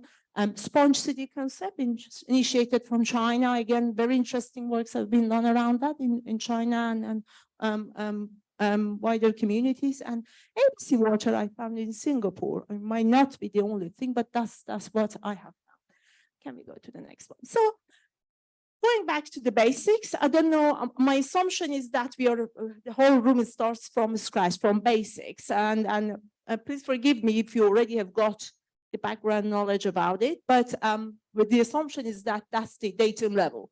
Again, it's a departure from traditional approach, as Murthy and Suresh mentioned about drainage, gray system or gray infrastructure. So it's a departure from traditional approach to drainage, into draining sites. It mimics the nature. So you need to stay as close as possible to the nature and with the vision to less interrupt that, and typically manage rainfall close to where it falls. It's a basic concept, but this is something in your design, in your planning, you need to consider. And again, in your design, it should include long-term environmental and social factor. So it's not just an engineered design, it's a multidisciplinary aspect of it. There has been a paradigm shift for that. So we move from traditional drainage to what we call it SuDS approach or triangular approach, although later expanded to like a quadrant. Can we go to the next slide, please? So again, to show you some of the features of it, how many of them on the sustainable drainage systems in the UK, if you go to a site called SuStrain, which is the site that is irresponsible, or I would say is a repository of all the information, regulation, etc. In the UK. You can visit the site, and around 17 types of SuDs have been basically mentioned that, and they have been incorporated in the SuDs manual in the UK, and some of them, some designed for source control purposes, basically again mentioned in the slide, some of them designed for the conveyance purposes and treatment. Can we go to the next slide, please? And again, other types that you can see, again, depending on the case study or the site you have, it can vary. So before deciding about what, or at the planning stage or design stage, these are the things that you need to carefully think about, considering again, not just planning aspect, but just hydrological aspect, and also geological aspects of the site, etc. So on and so forth. So depending on the requirements, this may vary from one site to another site, and each site has its own specifics. Can we go to the next slide? Again, around wetlands and retention ponds, retention basin, etc. Again, all these details can be found. Yeah. So about SuDS principles, there are four principles, four factors you need to consider when it comes to design. It is not necessarily hierarchy. We don't consider the hierarchy that it needs to first manage flooding, then the water quality, etc. It is not, and I shouldn't say that. But sometimes the effort, the expectation starts that first you need to tackle the water quantity aspect. We shouldn't be thinking like that, and this doesn't show that. But in reality, that's what happens. But the good point about it is that, yes, in the documents, in any SuDS design in the UK, especially in the new developments, you need to have a strategy to tackle flooding, treatment aspect of it. Biodiversity, now it's part of regulation. You need to consider that in your design. Your design should offer that, and also amenity aspect of it. Again, create a place for people to live. It's not just about designing for the sake of design. Is it livable? Can public make better use of it? So going back to these principles, store the runoff and releasing it slowly, attenuation. This is one of the missions of what you design. Harvesting and using the rain close to where it falls, again, is your mission. Allowing water to soak into the ground. Infiltration is another mission of it. Again, in your pictures you need to design. Consider slowly transporting that water on the surface is a conveying role, and filtering out pollutants. That treatment needs to happen. A lot of wash-offs from the surface, that's another factor to consider. And again, allow sediments. During the wash-offs, there are going to be sediment transport. So allow the sediments to settle by controlling the flow rate. And again, bear in mind that these SuDS features are good in handling a low volume of water. When we talk about the 200-year flooding, they can't do anything about it spontaneously, but gradually with proper means of adaptation, working with other infrastructure, they can be effective. Okay, can we go to the next slide? So again, going back to the design principle, I don't want to go into nitty-gritty of that, but on the right-hand side, you see the UK SuDS manual. Document is free. You can access that. You just Google that and you can find it, or you go to SuStrain website. You can download the document, several chapters.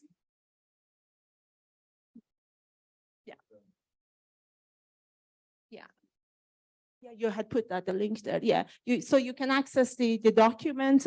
It's free. You can download, take a look, different chapters looking into different aspects of SuDS. The essential design consideration, what we call it the SuDS train, that needs to create that integrated system. Systems are not usually designed in isolation. Again, you need to look into examples, but the attempt is that to connect everything. So everything goes around, treated and managed on the surface, and again, finds enough time to get infiltrated. So divide your area into subcatchment. Again, this is part of your feasibility study into subcatchment, and each needs to look into its own drainage strategy. Start with prevention. If there is a way of naturally preventing that, take that into account. Source control, again, is the first option you can think about it. Manage it where it happens. Local source controls, and then go to larger downstream sites. So they call it that, start from the local, then to go to the regional level when you are planning that.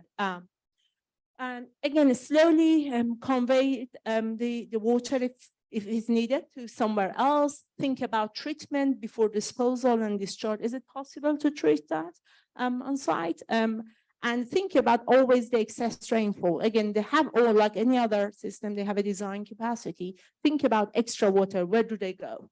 Okay, and this is something you need to factor that in your design. Again, when you divide the catchment to small sections or sub-catchments, again, consider the areas, how this affects the whole catchment or the whole area. So always a step back and look at that, your design holistically, how it looks like. And then health and safety concerns, again, it really matters when it comes, especially around the amenity aspect. Can we go to the next slide, please? Again, in terms of selection criteria, again, as I mentioned, there is not a hierarchy. All of these 4 factors need to be considered equally. So water biodiversity is this approach is as important as water quantity. There is always a trade-off between the solutions. You can't find a perfect solution. There is always a bit of compromise somewhere.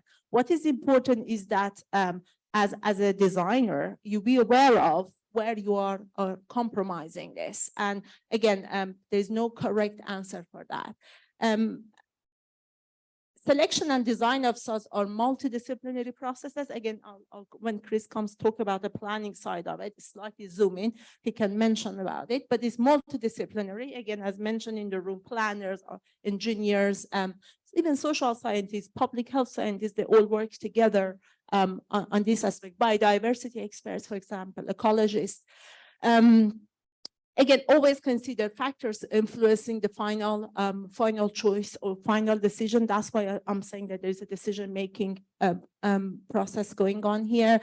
And again, the best SuDS schemes and components, they involve a range of expertise, basically, in their design. That's why we attempt is to create a multidisciplinary team to work on it. And planners play a very key role in involving the right experts. Of course, this is a UK approach, but pretty much means in that multidisciplinarity aspect of it.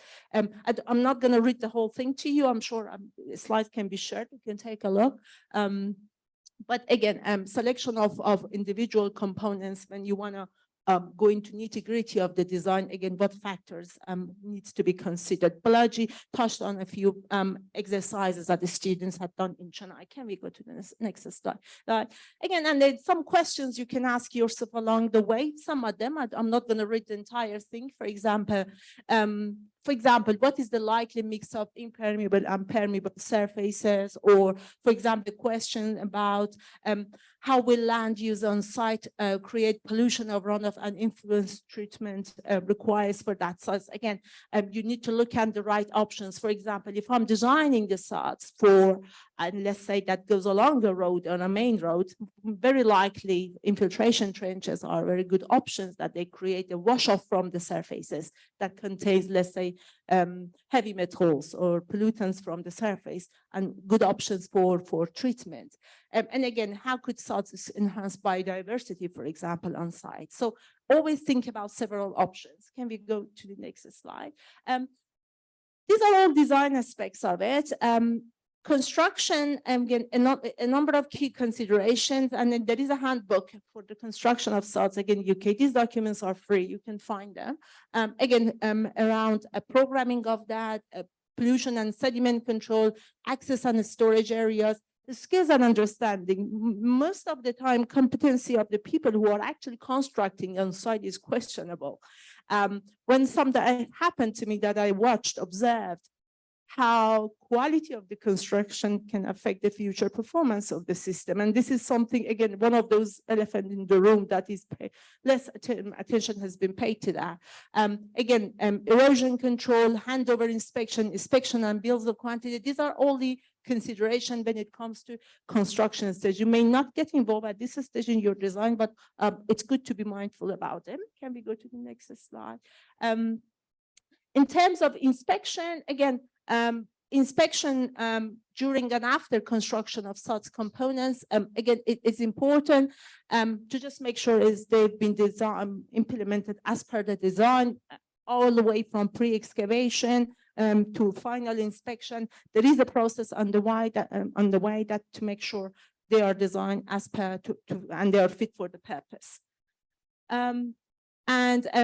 In terms of adoption and typical maintenance, yes, there is a maintenance manual, and this is where the challenges start about adoption. Let's not go into details of adoption because it can become a bit of debatable subject. But in terms of typical maintenance, even again, if you go back, there are recommended maintenance in terms of frequency or what needs to be done, when they need to be done. But overall, there are general recommendations provided, and maintenance usually are in the hands of, or maintenance of the sites in public spaces are with the council, although it is a very broad brush. But it goes to highway authorities, and different authorities play a role, and sometimes to public, and sometimes they have no possible owner in terms of maintenance, and that's where the challenge starts. And one of the areas that we carry out research about it. Can we skip this slide? Necessary. So SuDS delivery in the UK from a pre-application, again, Chris can and talk about it, for delivering sustainable drainage, pre-application discussions. Again, any dispute, anything like that, pre-application needs to be discussed, what matters needs to be discussed.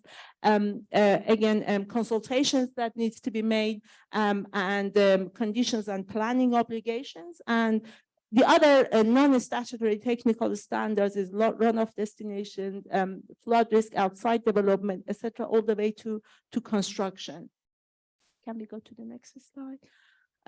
We have National Adaptation Program. Again, you can see the snapshot of this policy. You can take a look. Again, it's free available, and that again emphasizes the role that and prioritizes SuDS for new developments. Net zero is something that during this event perhaps we didn't discuss here, and Brazil has been one of the bodies and countries that signed that, and this is one of the important aspects when it comes to nature-based solutions and net zero carbon offsetting and all that. My student Sharat here, he is working on SuDS and net zero. We will give a talk tomorrow, a little bit talking about what he's going to do. But one of the aspects, key aspects, when it comes to, again, nature-based solutions, SuDS is consideration of net zero. I'm not going to read that entirely. And again, net zero at a local level, at the national level, like at the local level, they are translated. They need to come up with a net zero strategy if they want to hit the agenda by 2030. And nature-based solutions is one of that. I'll finish my talk with this one, and then I hand over for a couple of slides that Chris wants to talk. This is the project we are doing, and that's Sharat at the top doing some sewing.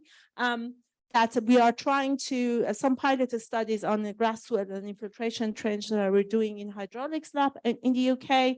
The idea is to create some predictive systems for maintenance of SuDS based on the wide range of maintenance features. The case study you're seeing is an infiltration trench, challenges with silt built up, different leaves, maybe cigarettes, litters, etc., that will affect the performance of infiltration trenches, especially because these features, they're built along the main roads that during the seasonal changes, these can create clogging, and poor maintenance or no maintenance, in fact, can lead to issues around flooding, etc. Anyway, so the pilot studies that we are hoping to take it outside to a wider real life considerations, and that's where we are at the moment with the project. Chris, would you like to come? I will stop here. I'm sure there are a lot to consider when it comes to design, but I'm sure during the group works we have more time to discuss. Fab, thank you, Mariam. So I'm just going to follow up by giving a little bit of the policy context for how SuDS are actually working in the UK. So coming very much from an urban planning perspective, and thinking about how this influences incorporation of SuDS nature-based solutions in new real estate development. So we can go to the next slide, please. So this first slide just gives you an overview. This is something we developed as part of a project that Mariam and I are working on, trying to map all the different stakeholders in UK SuDS. And again, you can see we've got everything here sort of working inwards to the community, the role of maintenance, ownership, where the planning fits into this, but also where the development industry fits in, where policymakers, government and so on working out. So try to pick up on some of those as we work through. So next slide, please. So a starting point, and in fact, we can go to the next one, we'll go straight to the next slide. This sort of picked up on some of what I was saying yesterday about thinking where the kind of gaps are and how this is working in terms of how this works together. And so in the middle, we've got this idea that most new sustainable drainage systems in the UK are coming through incorporation into new real estate, new housing, and those sorts of things. So coming through urban planning decisions. And we've got these kind of two influences on that, both the kind of the policy and the legislation, but also this role of professional judgment. Somebody's making a decision about whether these projects are permitted, and as part of that, they are making decisions about the form of sustainable drainage that's being incorporated. And so we've got all that's happening within this context of a very, very constrained municipal planning capacity. But also we were coming at this from the perspective of how do we move this? You know, Mariam made the comment about this isn't about hierarchy, but how do we move from just seeing sustainable drainage as flooding response to sustainable drainage as actually having multiple benefits and improving people's quality of life more generally. So if we can go to the next slide, that kind of repeats actually most of what I've just said, but just we're very much working down through a hierarchy of scales. So what we have in our national policy framework and national legislation and regulations around planning through that kind of municipal level, so local policy frameworks. Again, a reminder, these are less detailed than what you might expect here. They tend to be more criteria-based policies, and then that level of actually professional judgment in how those are applied. So if we go to the next slide, this is worth mentioning. This is actually how sustainable drainage fits into our national planning policy framework. So this is the kind of national starting point for decisions, and the wording here is really interesting. This policy framework has had the requirement for sustainable drainage going right back to 2010. So in theory, sustainable drainage is quite well incorporated into UK planning, but there are some caveats to that. One is this very first sentence that the expected application is to major developments. And actually what that means is projects that are 10 homes or more, or half a hectare or more. So they're not the tiniest things. It means that only the larger new projects are actually having SuDs integrated. And you can also see the other point from this, point D on this, is that we only get to providing the multifunctional benefits, i.e., quality of life, high quality green spaces, where it's considered possible. There's a lot of space for interpretation, negotiation in there. It is not a kind of legislative requirement. As something keeps evolving, we're expecting another draft of this policy framework later this year, so we'll see if this changes again. But this is where we're at the moment. There's a lot of gaps in this policy. If we go to the next slide. We also have this reflected in kind of national design guidance. So this is something called our national design guidance. And again, this is embedding that idea that sustainable drainage, nature-based solutions are seen as part of a holistic approach to the design of new development. So these in there, this is the kind of guidance that's expected to be taking into account decisions, but a lot of space for interpretation. Go to the next slide. And this is where we then end up. This is kind of where we're at state of play. We've got this kind of gap between policy and implementation. And what's really interesting about this, Mariam kind of alluded to this, we have got the Flood and Water Management Act 2010. We've got something called Schedule 3 to that. So it's getting very bit kind of technical in terms of legislation. But what that schedule had in it was this idea that when we incorporated sustainable drainage, that would be, first of all, it would be mandatory, and it would then be approved by a technical body. So this is kind of in recognition that your average urban planner knows about a lot of things, but they're not going to have a deep technical knowledge of SuDs in the same way of the engineers amongst you. And what that schedule would have done is designated the body that would have provided that technical advice. So bearing in mind the date on this legislation in 2010, that has never been implemented. It has been implemented in Wales more recently, it's not been implemented in England, and we are finally heading towards that coming in, but it will only be from next year. So from 2024, we will finally be in a position where this all becomes mandatory, where we have proper technical bodies who can look after detail, who can ensure things like maintenance and so on. But it's been a long journey getting there, and we're still not there yet. We've just had the government saying, this is where we're going. So this is kind of where we've ended up in terms of UK, in terms of that gap between what's in the policy and what's actually being implemented. And I think that is pretty much where we're at the moment. So I think that's all I need to say on that. So thank you.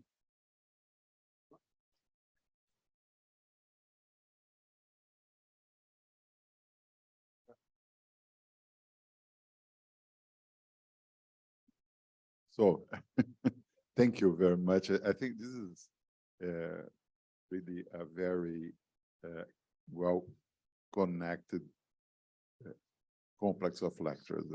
I have to thank you very much for that. I think we need a coffee before shifting to Brazil, to Pedro Agodual, and also for us to expose the case studies that we will visit this afternoon. Bem, então nós vamos fazer agora, chegamos no Brasil, né, de volta dessa viagem transcontinental. Chegamos aqui e nós temos foi muito importante, eu venho me dedicando já há um bom tempo em estudar a evolução dos cadernos de bacia hidrográfica, de drenagem de bacia hidrográfica, produzidos por essa parceria, né, entre a CIURB, a Prefeitura Municipal, e o FCTH da Poli, né? Nosso saudoso Mário, né? Super amigo enfim, que faleceu recentemente, coordenava esse processo. Então, eu tenho percebido todo um esforço, né, acompanhado todo um esforço de introduzir essa pauta nos projetos, né, e, ao mesmo tempo, as dificuldades de implementá-los. Alguém está com som sobrando aí. Então, essa semana, eu estava na preparação, falei, vou convidar o Pedro, quem sabe ele topa. Ele topou. Então, Pedro Agodual, né, que trabalha teve uma longa carreira na CIURB, agora se aposentou, está exclusivamente na FCTH, na coordenação desses projetos. Então, Pedro, por favor, com você, e que esse assunto você entende. Obrigado, bom dia a todos. Eu tenho imenso prazer em vir aqui falar sobre esse trabalho que a gente desenvolve, principalmente a interface que a gente tem desse trabalho de planejamento com as soluções baseadas na natureza, que nós também estamos empenhados em usar de forma mais extensiva em São Paulo.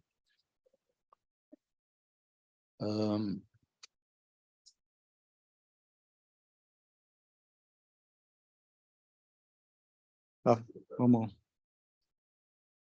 Então, pode passar?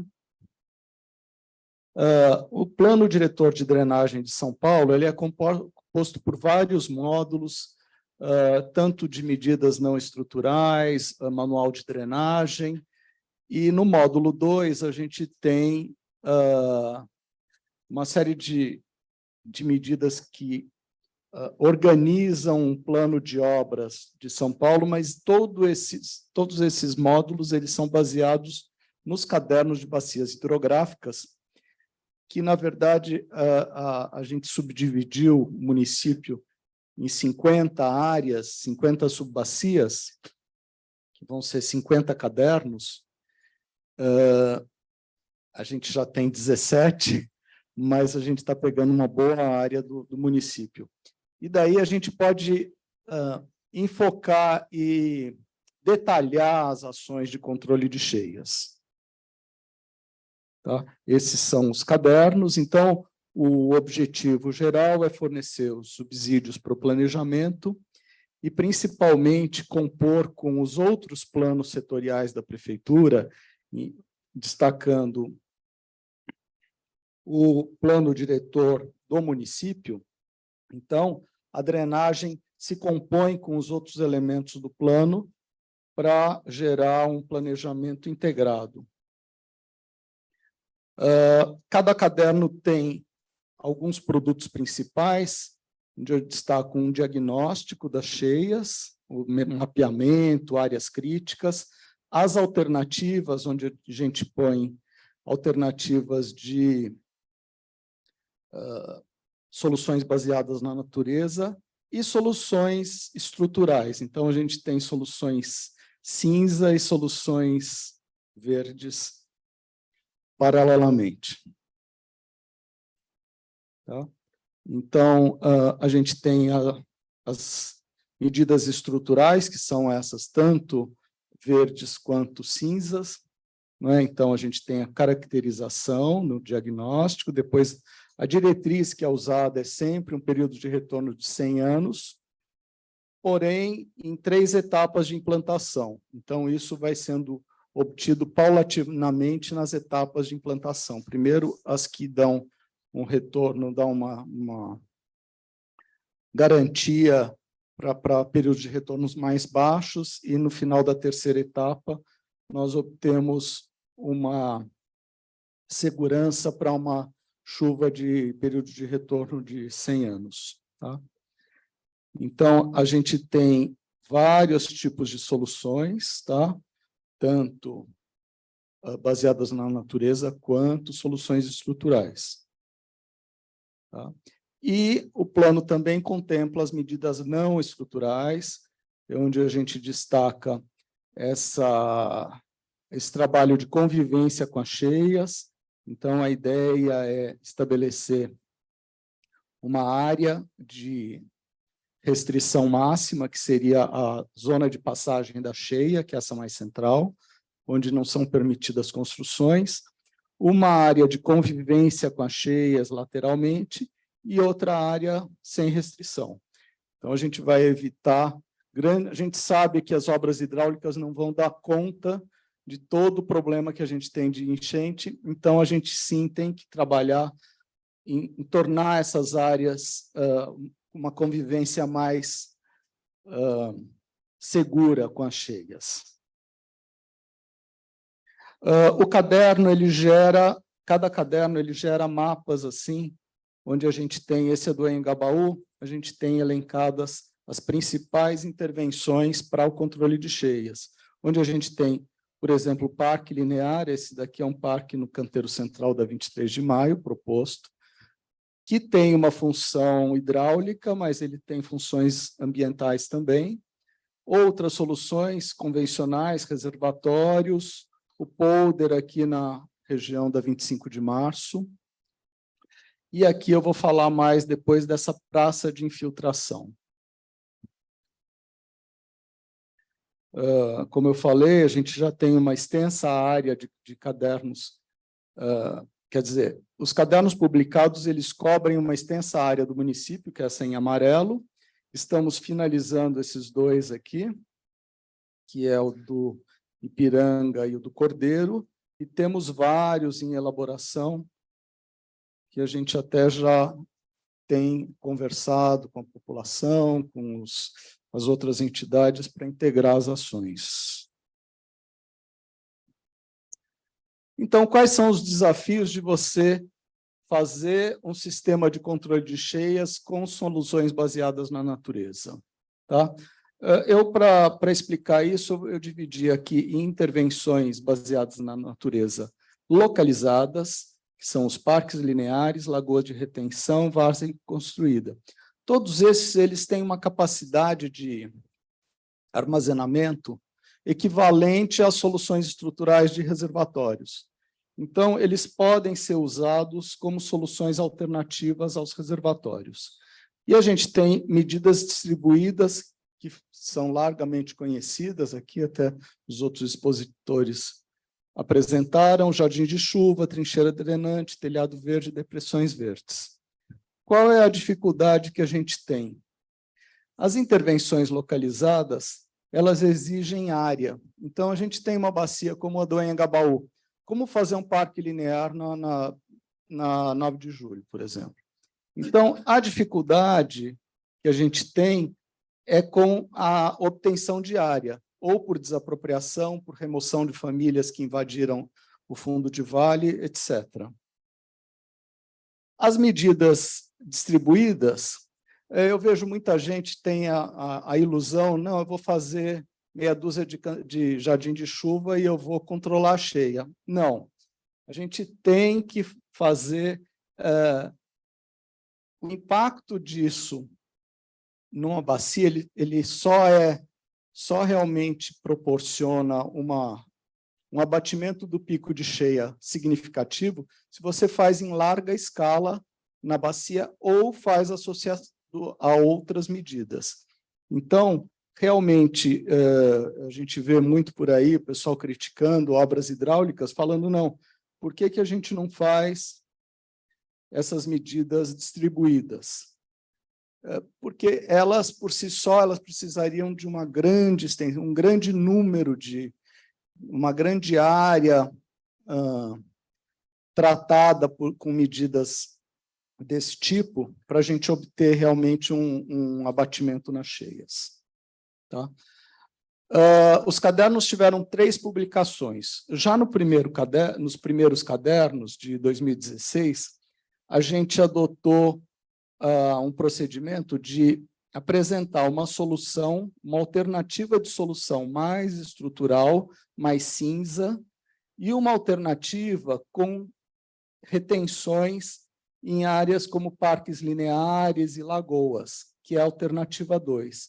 De maneira que a própria sociedade pode discutir se é viável você fazer uma obra localizada, cinza, ou uma obra mais extensa, com maior remoção, mas com maior ganho ambiental. Então, por exemplo, nesse caderno do Mandaki, foi o primeiro caderno, ele já propôs um parque linear. O parque linear que é proposto nos cadernos, ele tem uma característica especial, que é criar áreas de armazenamento. Então, aqui, por exemplo, nesse parque, você tem soleiras que restringem o escoamento e criam uma área de armazenamento a montante de cada uma dessas barreiras. Tá? A dificuldade, nesse caso, por exemplo, é uma área toda invadida, é uma favela. A gente não conseguiu viabilizar de 2016 até agora, apesar de ser uma proposta muito boa, porque a gente não conseguiu ainda as remoções necessárias para fazer esse projeto. Outro projeto aqui, outro tipologia, seria a lagoa de retenção. Essa lagoa aqui, ela foi proposta no caderno do Água Espraiada para ser implantada no próprio parque linear que está sendo feito, a obra está meio paralisada e tal, então está sendo avaliado fazer uma retenção complementar ao reservatório nesse sistema de uma lagoa de retenção.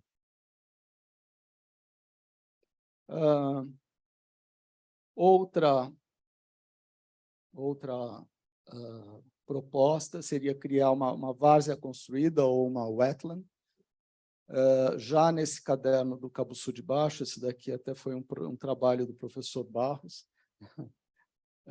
então tem uma proposta de você criar uma área inundável que faz esse papel de retenção, além dos papéis de melhoria da qualidade de água e melhoria ambiental.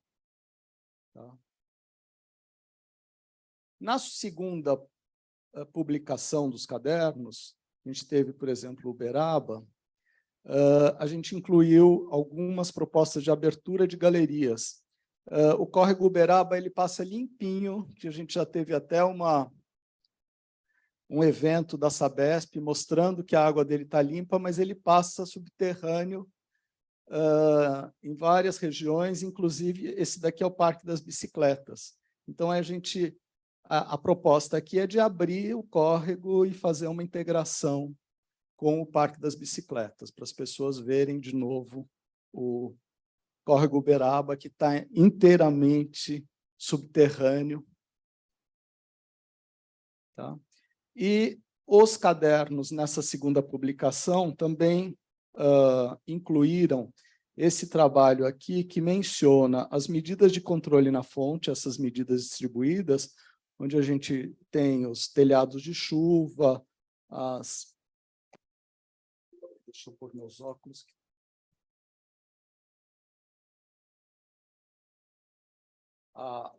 Canteiro pluvial, uma série delas. E o principal que inovou esse caderno foi mostrar na bacia aonde são as áreas propícias à infiltração ou à retenção. Então, você aplica isso eu acho que está faltando muito aqui em São Paulo, saber se eu estou fazendo um poço de infiltração, um jardim de chuva, numa área que realmente o solo é propício à infiltração, ou a gente pode fazer, nas áreas que não são propícias, você pode fazer retenções, pequenos reservatórios, as piscininhas, que se chama, não é? Então, esse mapa, e depois nessa segunda publicação em diante, a gente sempre contempla esse tipo de mapa que justamente orienta a aplicação dessas medidas de retenção distribuídas. Na terceira publicação, a gente sempre procura inovar, né? Então, na terceira publicação, a gente tem esse projeto, que eu já falei lá rapidamente, que é a praça de infiltração. Então, a gente tem aqui o túnel da 9 de julho, e a gente tem os taludes íngremes, tem vários jardins muito inclinados. Esses jardins muito inclinados, eles quase não infiltram a água escorre e não infiltra. Então, a ideia é fazer um terraceamento. Tá? Isso é uma medida que a gente não vê muito em livros, mas a gente propôs aqui, porque ela realmente se mostra efetiva. Então, a gente cria umas depressões que, quando vem a chuva intensa, a parte da água fica retida aqui, enchendo essas depressões, que depois são esgotadas depois do fim da chuva. Tá? E, juntamente com isso, tem uma proposta de melhoria urbanística e paisagística dessas áreas que hoje não são tão aproveitadas quanto poderiam.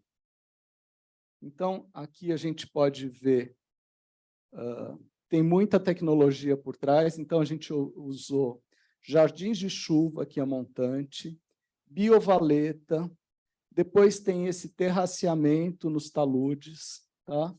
A gente tem poços de infiltração, tá? Então, é um sistema, agora vocês vão ver, pelas setinhas ali, ó, como é que isso vai escoando e chegando no fundo de vale, que aqui é o início do córrego Saracura, que é principal da bacia do Anhangabaú.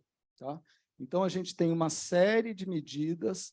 Então, a gente, com esse conjunto de medidas, a gente potencializa o efeito para o controle de cheias dessas medidas.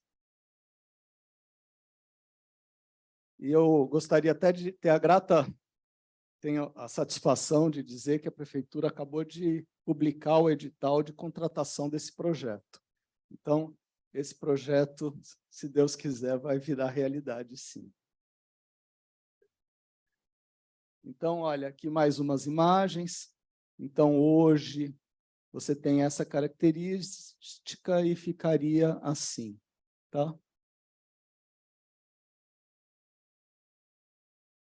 Outro projeto que a gente tem muito orgulho, que a gente chama de Rota Rememorativa. A Rota Rememorativa, que é apresentada na bacia do Córrego Sapateiro, ela resgata um trabalho que tem vários grupos, associações e ONGs que procuram redescobrir os córregos ocultos. Eu destaco rios e ruas até. E pegando essa carona nessa ideia, a gente procurou fazer a rota de um dos formadores dos lagos do Ibirapuera, que é o córrego Caguaçu e depois Boa Vista. E nesse caminho, a gente introduziu vários dessas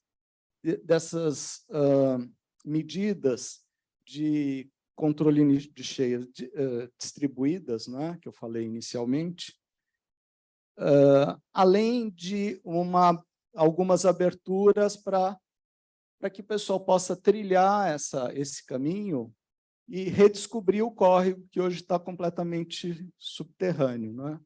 Então, no finalzinho, a gente vai passar um vídeo sobre esse caminho. Então, aqui, só para finalizar, a gente, então, tem uma gama de soluções cinzas, soluções verdes, soluções distribuídas. Como que a gente trabalha para escolher isso com a experiência que a gente vem acumulando desde o primeiro caderno? Tá? Então, muitos reservatórios fechados, eu vou fazer só esse daqui é só uma representação, a ideia é ele ficar fechado e depois reconstruída a praça. Esse daqui fica na frente do Tribunal de Contas. A gente tem recebido muitas críticas quando a gente faz uma obra estrutural como essa. Não, por que não faz um parque? Por que não faz medidas distribuídas e tal? Então, a ideia para a gente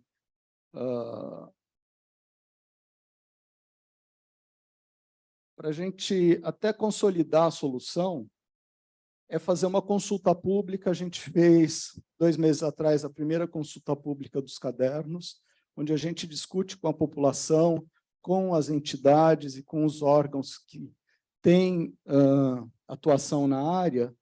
O que a gente faz? A gente vai fazer um reservatório? Mas e o custo ambiental? A gente vai fazer um parque linear? Mas qual vai ser a desapropriação? E a gente vai conversar com a população, ou já está conversando com a população, justamente para a gente consolidar a solução. Não, o parque implica numa remoção de uma área, quer dizer, vai ter esse impacto.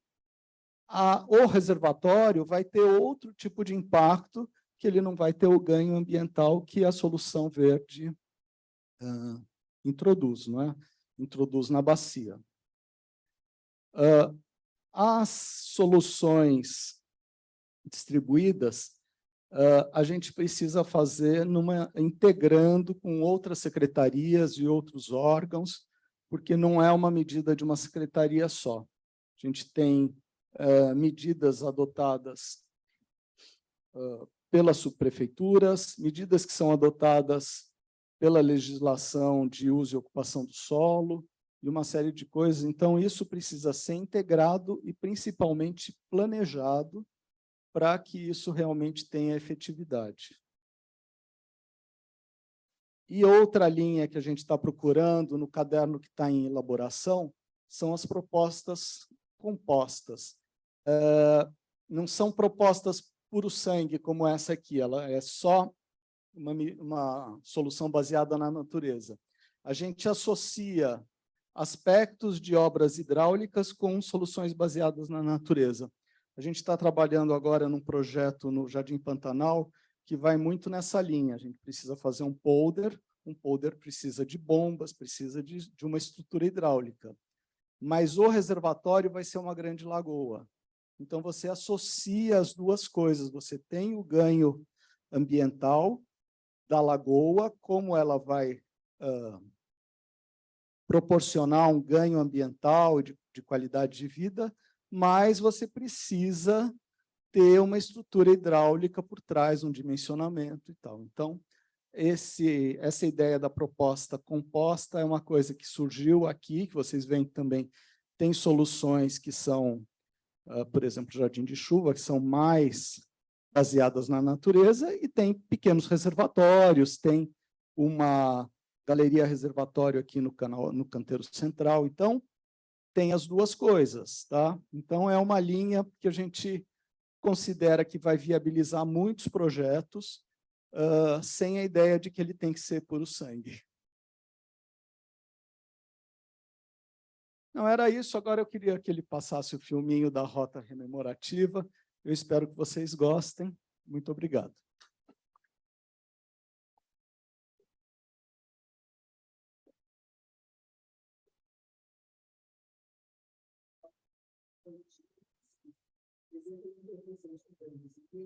Tecnológicas e urbanísticas, apostando em soluções de drenagem urbana sustentável.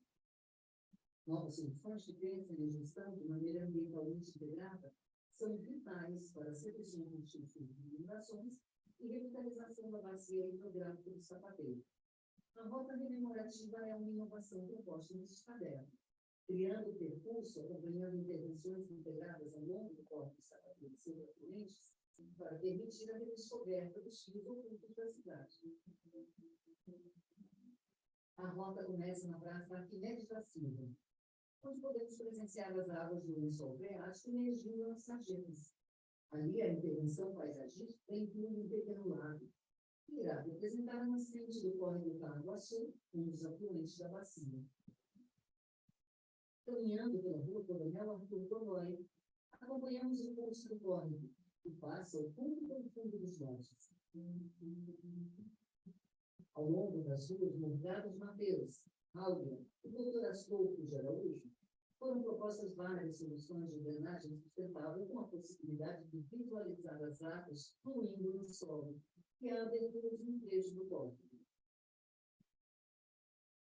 Chegamos no viaduto sobre a Avenida 23 de Junho, ponto onde o córrego Paraguaçu deságua no Boa Vista. A rota passa ao lado de uma intervenção estrutural.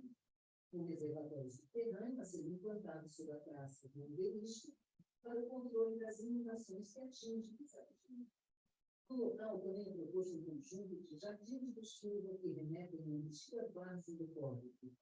Já perto dos lados do Parque do Ibirapuera, temos a abertura do córrego Boa Vista e a implantação de um reservatório para a retenção das águas da primeira chuva, contribuindo para a melhoria da sua qualidade antes que chegue nos lagos. Como termina nos lagos do Parque do Ibirapuera, hoje importa de chuva mais tempo. O alteamento das margens é a solução proposta para otimizar a retenção das águas, promovendo uma pequena elevação do trecho mais baixo da pista que margeia o lago, um projeto inovador e de baixo impacto. A rota rememorativa é uma trilha que propõe resgatar o caminho das águas urbanas da bacia hidrográfica do Sapateiro, ativando a percepção da população com uma simbologia histórica de passagem e conexão que convida a fazer o percurso em uma caminhada de descobertas sobre o trajeto das águas da terra.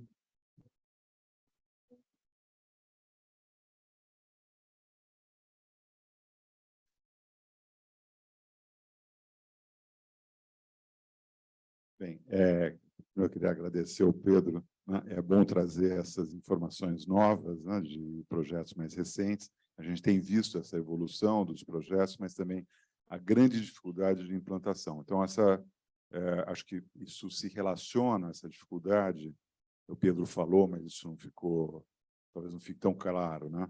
Isso se relaciona com uma questão também que o Christopher apresentou há pouco, né, que é a legislação da obrigação de utilização, de implantação de dispositivos de retenção dentro de empreendimentos, tanto na Inglaterra como aqui no Brasil, né? Então, aqui a gente não tem, nós não temos isso, mesmo São Paulo, que tem a cota ambiental, ela não é obrigatória criar retenção, você pode usar só jardim de chuva ou teto verde, faz lá a fórmula deles, e não há um registro pela prefeitura da quantidade de retenções que foram feitas nos empreendimentos privados. Então, nós tentamos introduzir isso no plano diretor, na proposta de revisão do plano diretor, agora, através do grupo da sociedade civil no Conselho Municipal de Planejamento Urbano, no qual eu participo, e não teve nenhum sucesso, né? Porque se encontra, não, isso é um problema de drenagem, não é um problema, não, mas é um problema de legislação, é da área para permitir para a drenagem. Então, esse tipo de entendimento político do problema da drenagem na cidade ainda tem muito a ser aprimorado e avançado para a gente poder chegar a um padrão hoje que, por exemplo, como a Índia já começa a ter, né, e a Inglaterra já há mais tempo. Bem, nós estamos passando rápido porque não está dando muito para ter questões, mas depois vocês vão ter os e-mails para a gente poder encaminhar, eventualmente aprofundar essas conversas. Tá? Nós vamos fazer agora...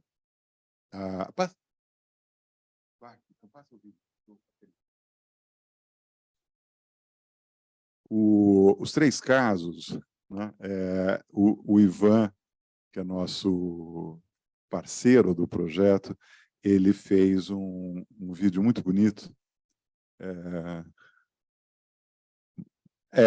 Dá uma viagem sobre as 3 situações na cidade que nós vamos visitar hoje e que fazem parte de grupos de trabalho da nossa pesquisa.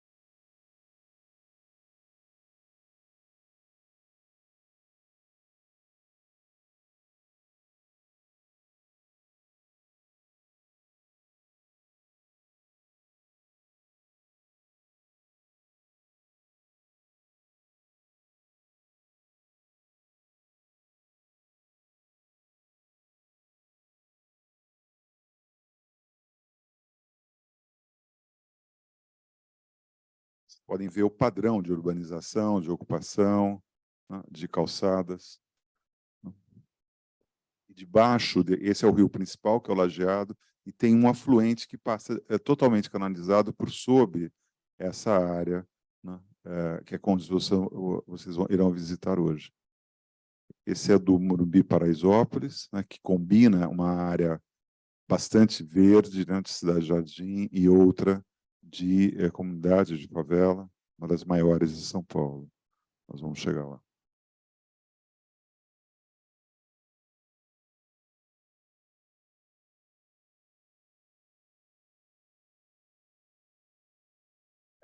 Ele está indo para lá. Ele dá um sobrevoo, é muito... Não. Passa para...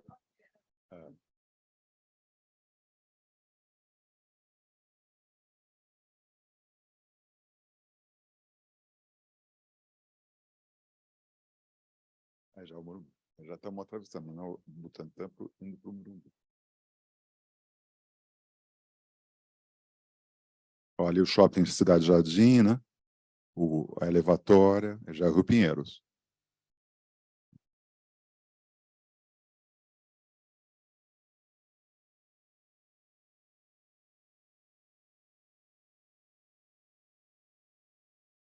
De domingo para hoje ele fez mais uma tomada, assim, aumentou.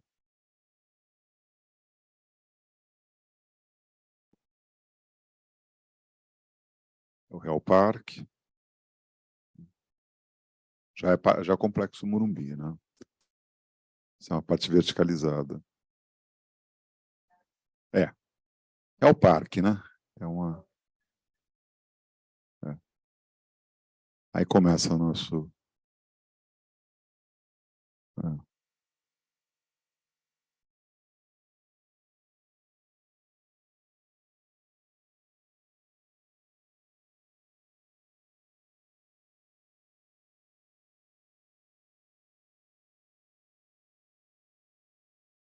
É incrível, né? A quantidade de piscinas.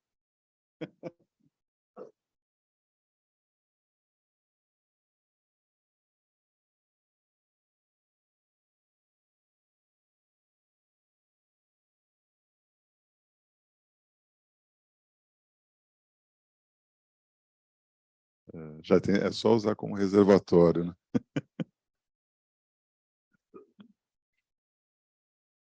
É.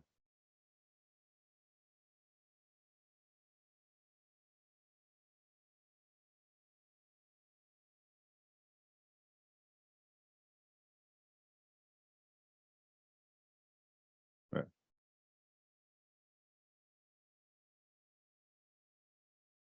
Então, é esse percurso que a gente vai fazer, né? A parte verde e a parte cinza, né? Que passa já por uma série de intervenções de habitação social.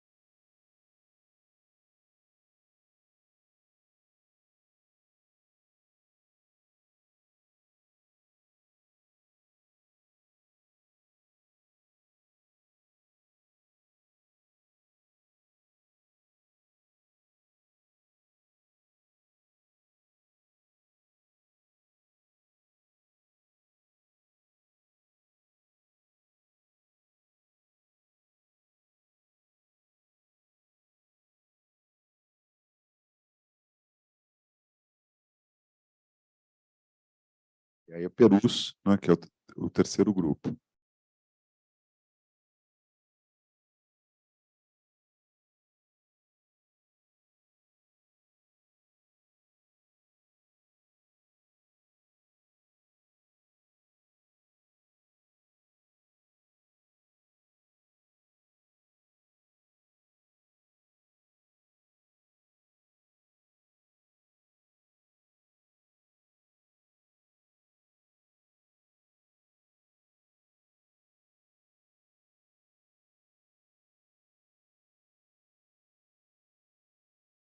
É áreas de mineração, né?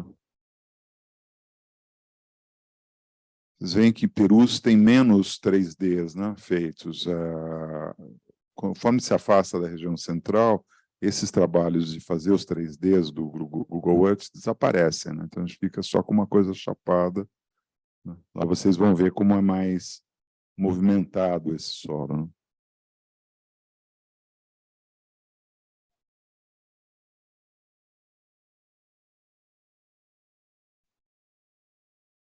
Tem as áreas de mineração mais em vários trechos, né, que são... Tem uma fábrica de cimento desativada já há muito tempo, né, que é uma área que nós visitamos o ano passado, né. Agora vai ser nós vamos fazer uma apresentação rápida de cada um desses casos, tá?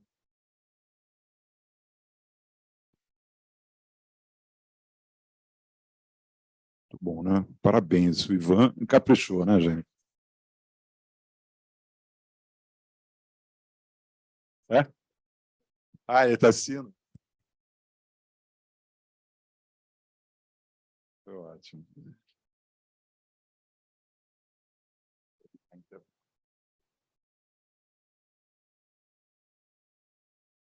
Então, quem vai apresentar comigo? Luciano? Você vai apresentar alguma coisa? Maria Fenessa, vamos sentar tudo já aqui na frente. Eu vou começar por uma geral que eu preparei, né? Você pode ir passando. Pode, claro. Eu vou passar uma geral. Bem, então aqui tem, isso é o texto que está na apresentação, tá? Aqui da a bibliografia que vocês receberam. Quem não recebeu ainda pode obter isso, né? Com a bibliografia, o link para o CIRIA, né? Para o Manual SuDS. Passa, por favor. Então, aqui, vai passar. Acho que eu posso passando também. Sim, vai ficando mais fácil. Aqui tem vamos dizer, a sequência das 3 áreas que nós vamos fazer, né, que nós estamos trabalhando. Sempre a mais central é a do Morumbi Paraisópolis, né, mais próxima ao centro. Aqui a ideia da hipossometria, né? Então, de fato, a região norte e nordeste é a região mais alta, da cidade, né? Mas são hipossometrias onde tem áreas de topografia bastante movimentada e bastante alta, né? Aqui dentro da região metropolitana, né? Então, como a mancha urbana se estende para além dos limites do município, né? E o que nós temos de florestas, formações naturais que não são florestais, né?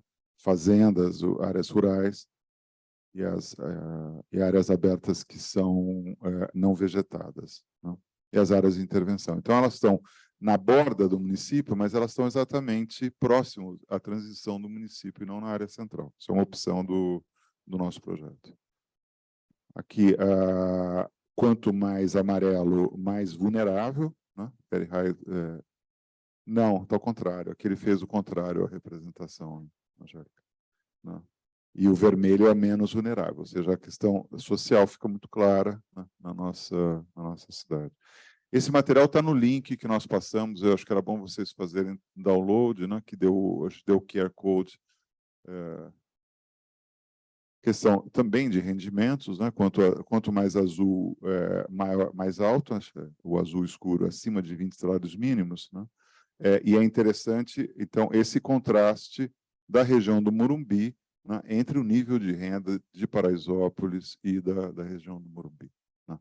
Isso, enquanto que essa situação, nesses dois outros casos, é mais homogênea e também está dentro dessa, conforme fica mais distante, é mais pobre, né, da região central, e aqui é uma situação um pouco atípica, né, de um centro de pobreza dentro de uma área de riqueza, né, e que isso está mudando, né? O Isaac, que é o estudante de arquitetura, que é da comunidade e de um galpão de um grupo de empreendedorismo, depois a gente vai poder explicar um pouco esse processo, né, de captação de investimentos, né, de caráter ambiental e social, que se está tendo ali naquela comunidade, que são 100 mil habitantes.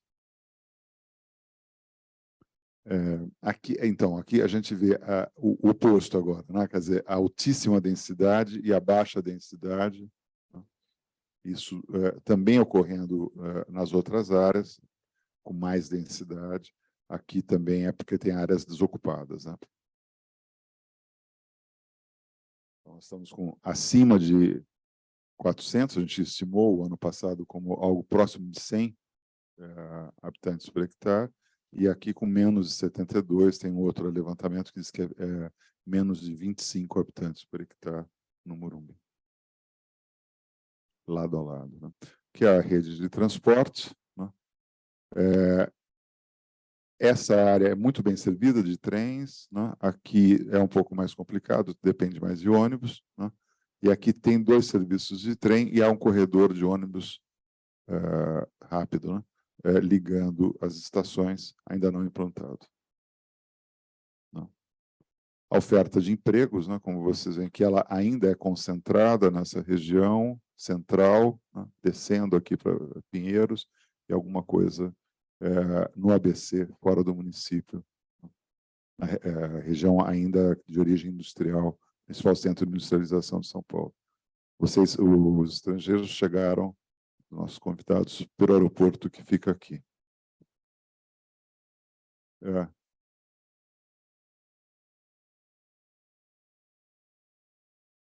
Sim. Que é essa região aqui.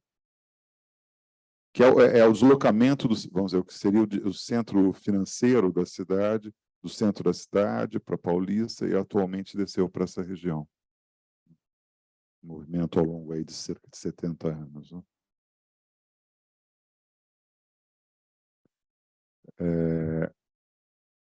Eu vou passar direto, dar uma passada rápida, mas vocês vão falar mais sobre isso. Aqui é o material.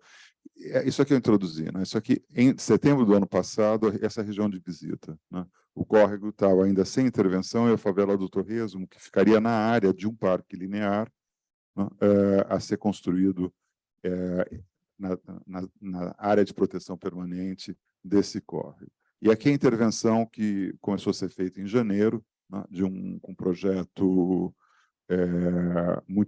contratado emergencialmente, né, nós não conseguimos localizar esse projeto na CIURB, né, e ele é feito com 3 aduelas, né, e essas aduelas reduziram a vazão. A gente, na época, ainda avisou a subprefeitura que ia reduzir a vazão, e logo em seguida teve uma super enchente na comunidade, com perda de casas, e agora está um processo, o Lab está em Paulista, que a Paula coordena, ela vai explicar mais sobre isso, tá? Isso aqui acho que vocês vão trabalhar. Aqui é o percurso que vocês vão fazer, né? Tá? Ali aquela CDH, e aqui é onde tinha, onde o traçado original do córrego era esse, né? E a Jade agora, recentemente, conseguiu o projeto dessa retificação. Jade, que é mestranda aqui, nossa, né, que não está aqui hoje, essa retificação que foi feita aqui para fora da área do conjunto, né? Isso foi feito pelos consultores deste conjunto, que é a CDHU.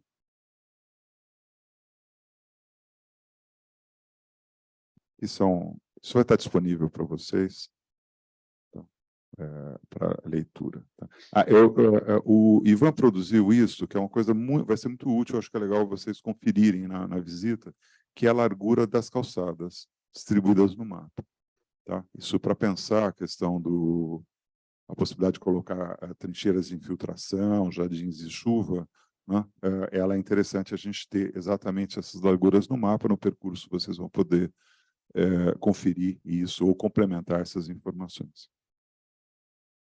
Aqui é a área, então, que vocês viram na simulação, né? Nós vamos fazer um percurso que começa aqui em cima, né? E desce para cá, passa aqui, vai até aqui onde o córrego é aberto, do Antonico, e sobe por essa parte canalizada e entra aqui para a comunidade, até a outra área onde o córrego é aberto. Depois a van nos pega aqui de volta. Nós vamos... essa é a casa de vidro, ali na Bobagem, a gente vai começar a visita por aqui, tá? E aí a gente anda até chegar para Paraisópolis, que é cerca de 1.000 metros de distância. E a gente vai passear por cima de um córrego canalizado também, que está totalmente ocupado. Que é esse percurso. Aqui tem os dados, né, das contrastes de vegetação, né, as diferenças de altitude, isso está no caderno com vocês. Essa a questão da hipossometria e a drenagem. Então, assim, nós estamos mais vermelho é a cota 900, né? A gente vai de 720 do nível do mar à cota 900.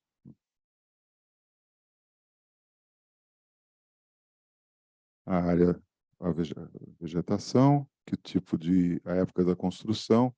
Vocês vão ver que o bairro Jardim é feito nos anos 50, 60, enquanto que aqui a gente tem a expansão mais recente, a ocupação mais densa, mais recente. Era que esse loteamento tenha sido feito antes, né? Os tamanhos, né? Os usos, enfim. E aqui, de novo, as calçadas, o tamanho das calçadas. Tá? Aqui, esse caso aqui, nós temos um caderno de bacia, né, produzido lá para CTH. A gente está, então, na bacia de Pirajussara, nesse trecho que é o Antonico. Vocês veem que tem uma área de alagamento aqui no fundo do vale, né, que começa na comunidade e segue até a frente do estádio do Morumbi, né, que é uma área bastante complicada. Né? Que essa área, nós vamos fazer esse percurso aqui, tá?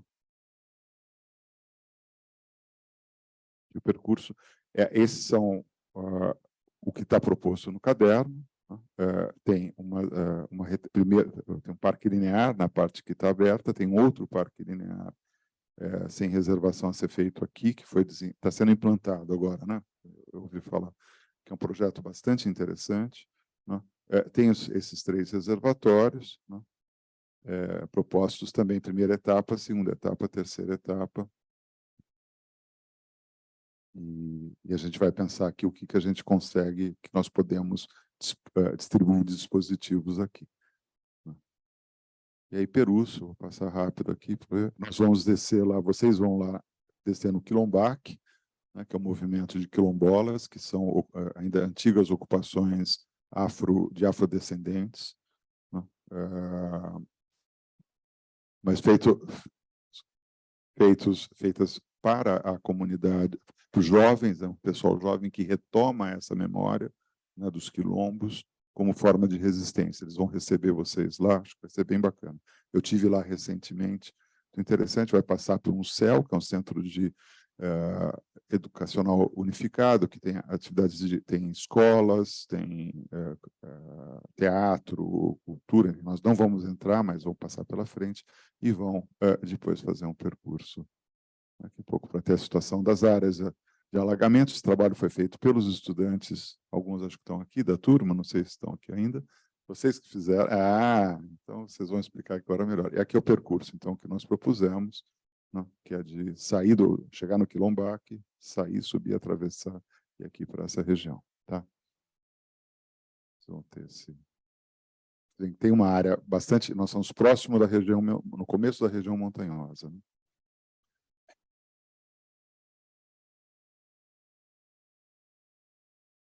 Ok, passa agora a turma. Começa pelo Luciano, depois vocês, tá bom?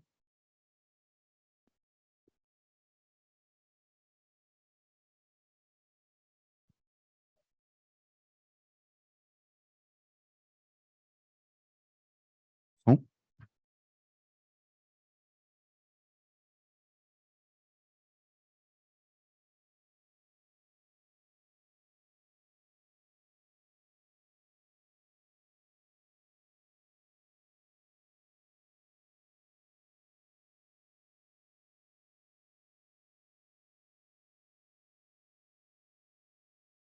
So, good morning, everyone.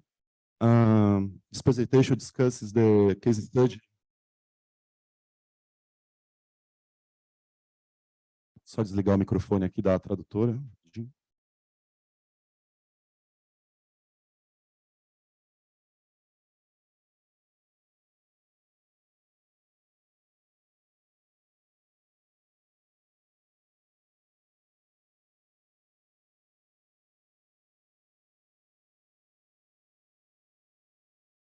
So this presentation discusses the case study named Stream Lajeado Watershed in the region of Itaim Paulista. This is one of the São Paulo municipality, and it is divided into 3 parts. All right. The first part, it will show what's the proposal of the Itaim Paulista laboratory and what we believe. In the second part, we will briefly discuss the context in which the research object is inserted, in this case, São Paulo, in its various scales. And in the third part, some contributions from the lab are shared, the specific form of studies that were carried out. So let's start to talk about Itaim Paulista. But what is this place anyway? First, you must know that we are looking at a place, at a region, through the focal lens of a university laboratory. In this case, the Itaim Paulista Laboratory, which is led by Professor Ana Paula Cury. The approach into this territory began in 2017. And since then, a series of activities have been proposed involving different actors, such as public managers, students, and in particular, the local population. Going back in time, a little in time, in 2009, Professor Ana had already noticed a change in the profile of students who were entering the São Judas Tadeu University, where the lab is located. This change was a result of social inclusion policies carried out by the first decade of the 21st century, which students reside in so-called peripheral areas having the opportunity to access higher education, and they brought with them some specific issues of the periphery. Such issues certainly differed from a classic curriculum in architecture and urbanism, which would be better evidenced, hopefully speaking, in economic hegemonic urban centralities. Okay? Now, in the periphery, on contrary, social inequalities would be more emphasized, which can be observed, for example, in the lower access to foreign employment in the peripheral regions itself. And then we must also consider the daily commuting displacements that are carried out to supply the subsistence need. Okay.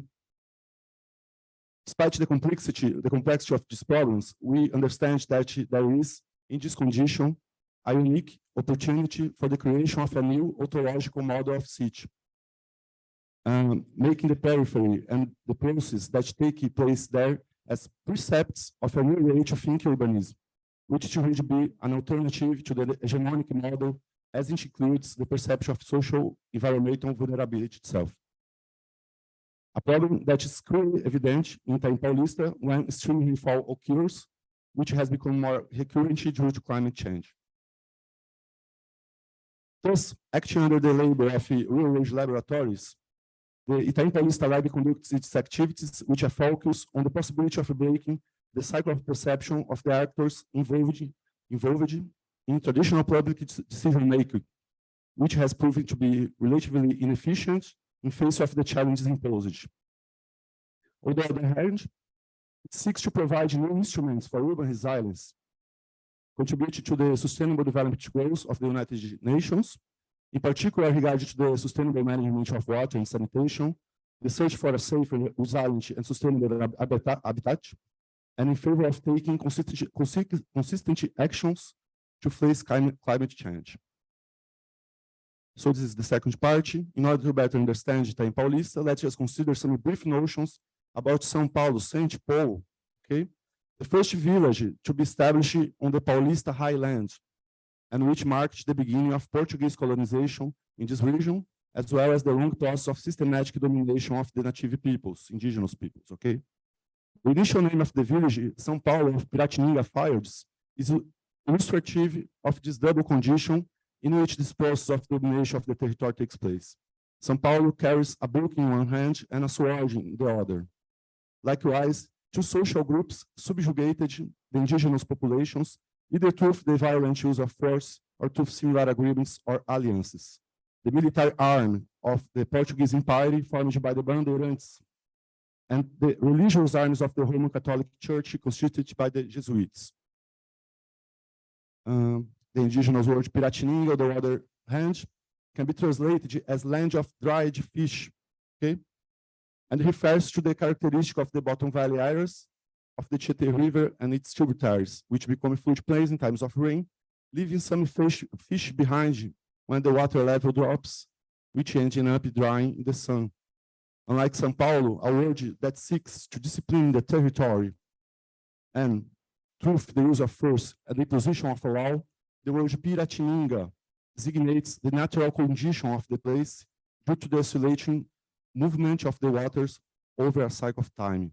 Here we have two visions of the world that are absolutely different in their purposes, and São Paulo society is born out of this civilizational shock, having in the ancestral figure of the indigenous people, in the labor of Black people, and in the domain of the Portuguese settlers, the elements that form a hybrid and contradictory identity.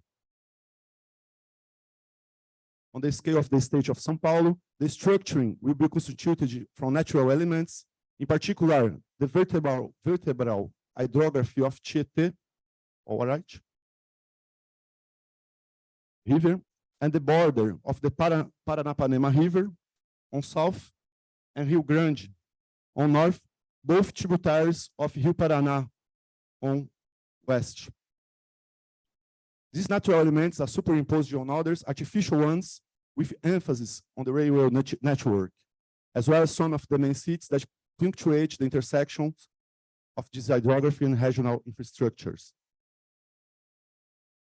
The landscape of Paulista Highland, unveiled by this civilizing campaign, revealed an immeasurable potential for land and water for exploration, appropriation, and use, which is fundamentally linked to the dominance of hot and humid climates in the highland. In almost every corner of the territory of São Paulo, due to this, to a happy contribution of climatic, morphological, and structural facts, it's possible to build dams and capture hydraulic energy. In no other part of the Paraná-Uruguay watershed have the rivers offered as many facilities for the use of hydraulic energy as in the territory of São Paulo.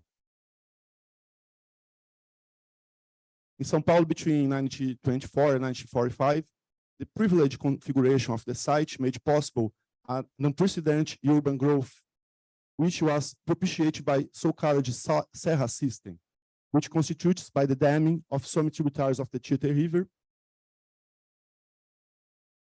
using a sophisticated pumping system. It takes advantage of the slope of Serra do Mar, about 70 meters between the Paulista Highland and the coastal plain of Santista lowland, through pipes that connect these reservoirs to the Cubatão plant.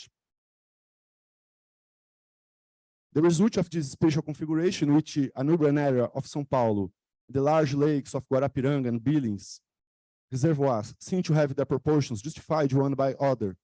It's the dams as part of a larger system of energy generation that propitiates the growth of the urban area, as can be seen by the increase of the supply of electricity distribution between 1995 and 1949. Okay. Thus, in just under 3 decades, between 1920 and 1950, population capacity increased by 8 times. Production capacity, sorry, evidence the success of this technological undertaking. At the moment, the landscape of the urban site of São Paulo is configured as a sea of hills, limited on the north by Serra da Cantareira, and on the south by 2 large artificial lakes located on the crest of Serra do Mar. From now on, in the mid-50s, with the economic attraction of cheap energy available to the production chain, migratory flows from the countryside to the city intensify in a demographic process in which the urban population for the first time surpassed the rural. From the metropolitan scale, this transition will imply a planned agenda of the actions by the state, which can be considered developmental, despite being an authoritarian military government. This is because the urban peripheries grew exponentially, becoming, due to their precariousness, a kind of gunpowder barrel, okay, that is an urgent demand. And it's in this context of underdevelopment that the metropolitan region of São Paulo will be established over the Alto Tietê watershed, an artificial form that is both colossal and sprawling. From an hydrographic point of view, this portion of the territory is a myriad of springs, which join in an arborescent way to the big rivers, forming a natural structure of great valley bottoms.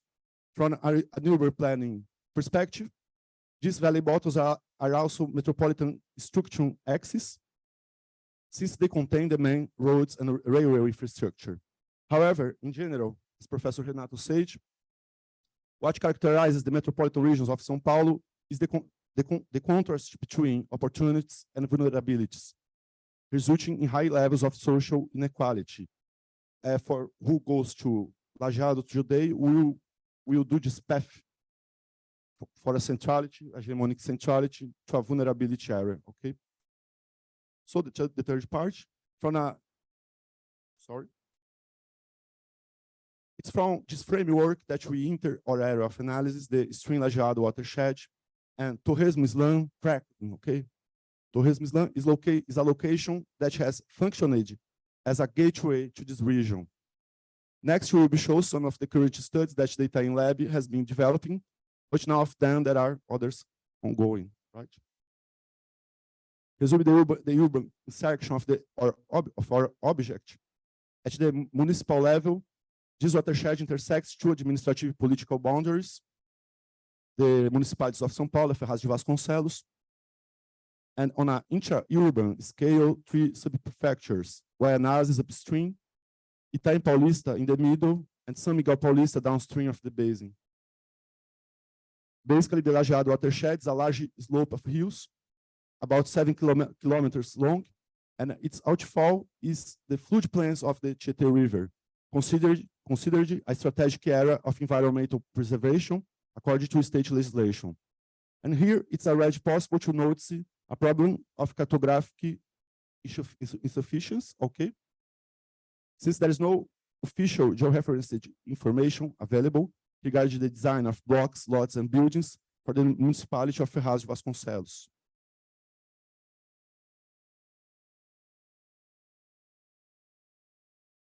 This issue of cartographic insufficiency is noteworthy, as one of the studies carried out by the lab consists precisely in the mapping of inlands. Basically, these are kind of blur areas that due to land problems simply are not designed by the government. There are, however, areas of high social environmental vulnerability. They are, however, composed by populations with a predominance of brown and black children and young people, okay, with high exposure to disease vectors and different types of violence. At the same time, these lands have an intrinsic diversity with more consolidated sectors and others more precarious. This would demand different and complementary approaches from the public authorities if there is interest and leverage for improvements to actually be made. In any case, this can only be started once a first mapping of the situation has been carried out. Another study that was carried out by the lab proposed compensatory upstream measures. That's how we say in Brazil, compensatory measures, drenagem measures, as a way of mitigating the consequences caused by floods and landslides in the watershed region, more likely to occur in the rainy season. According to the history of civil defense occurrences, we can observe three types of situation: a high concentrated number of occurrences in the outfall of the watershed, a significant number of occurrences along the main water course, and a considerable number of occurrences even at points farther upstream. In view of the situation, this study proposed the implementation of small reservoirs parallel to the talvegs of upstream subbasins, which could function articulately as sports, recreation, leisure infrastructure in periods of drought. 8 reservoirs were proposed in vacant lots or with free area and without significant vegetation, and the result was quite interesting, considering that the weight of these reservoirs did not exceed 2 meters in view of the proximity to the groundwater level. Therefore, 5 of the 12 points measured showed a very significant dumping of the peak hydrograph, above 40%, and another 6 points showed dumping also considered satisfactory, between 20 and 40%. The calculations for this hydrological modeling were carried out using the free software Analysis of Complexes Watersheds, ABC6, made available by the Laboratory of Decision Support Systems at the Polytechnic School of the University of São Paulo. On a very reduced scale, hydrologic modeling study was also carried out to verify the efficiency of using permeable concrete for paving a local street. In this case, the subbasin analysis was only a portion of a block, okay? Even though it's located on the edge of the main water course of the watershed. This study was opportune to demonstrate that the scale of the problems should not be confused, since micro-drainage solutions will not solve macro-drainage problems. In this study, we used the stormwater management model software SWIM, developed by the Environmental Protection Agency, EPA, of the United States of America.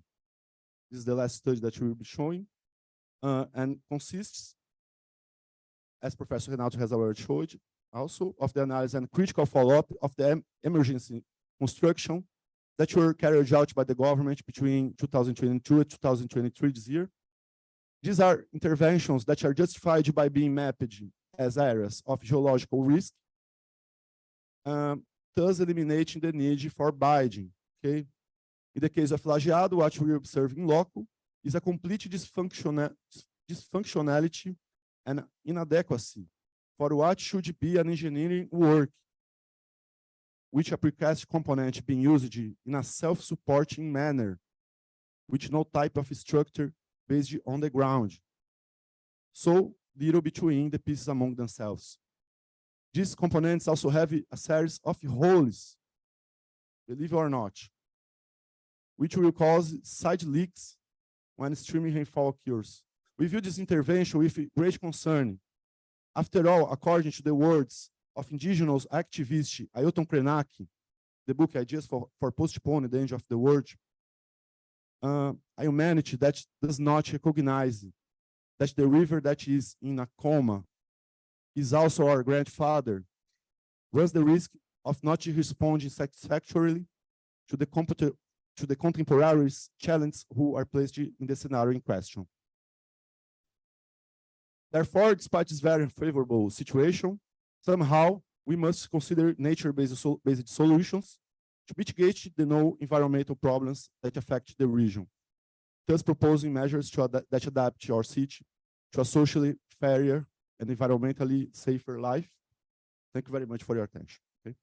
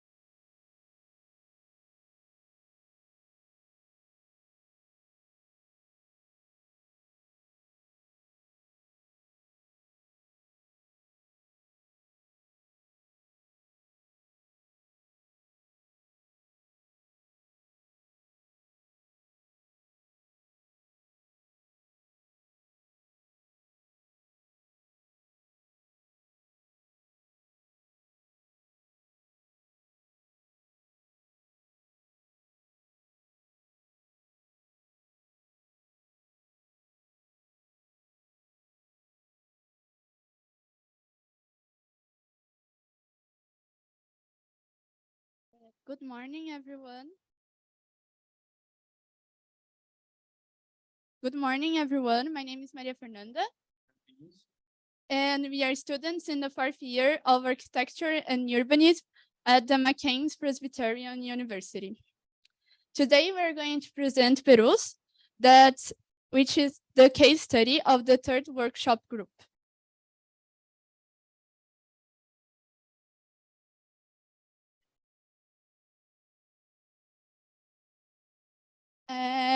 Perus is located in the state of São Paulo, near the administrative limit of São Paulo city. Perus is crossed by the train line that connects Jundiaí to the center of São Paulo, with a lot of traffic with people by train, especially in the regions of Caieiras and the other districts of São Paulo. The occupation of Perus began in 1867 with the construction of the train station of Perus. In the following decade, the mineral extraction of the area began. The areas of extraction are highlighted in red. In 1926, the Portland cement factory arrived, which brought many people to work and live in the region. In addition, it stimulated a lot the urban development, especially in the area between the station and the factory. In the 1960s, the Guarani indigenous communities arrived in the Jaraguá region, which is considered sacred to them. And since then, these communities have been really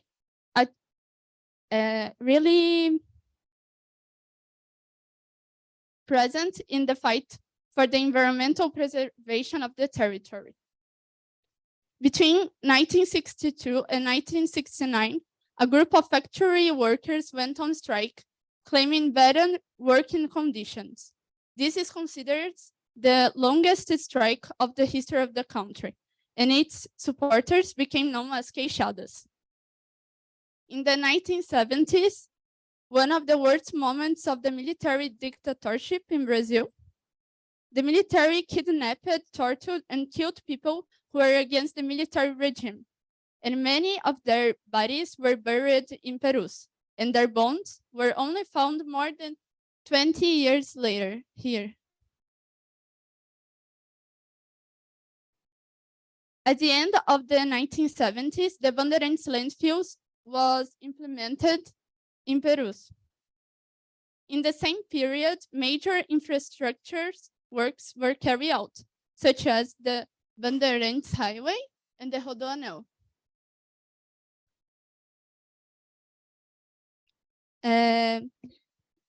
The projects that were of interest to the state and did not contribute to the daily life of the local population.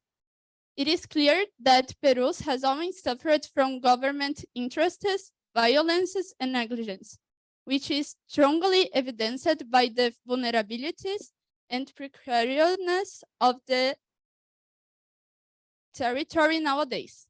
Because of this, the population has always organized itself to fight its historically violated rights. One of these organizations is the Pandora Theater, an independent theater that tells the story of the regions and fights for the improvement of the neighborhood through the democratization of access to culture since 2004. Another important organization is Cultural Community Quilomboc, who have developed cultural roads that economically activate the region, telling its history. Additionally, they organize events, fights for improvements, and work directly with the young Afro-Brazilian community.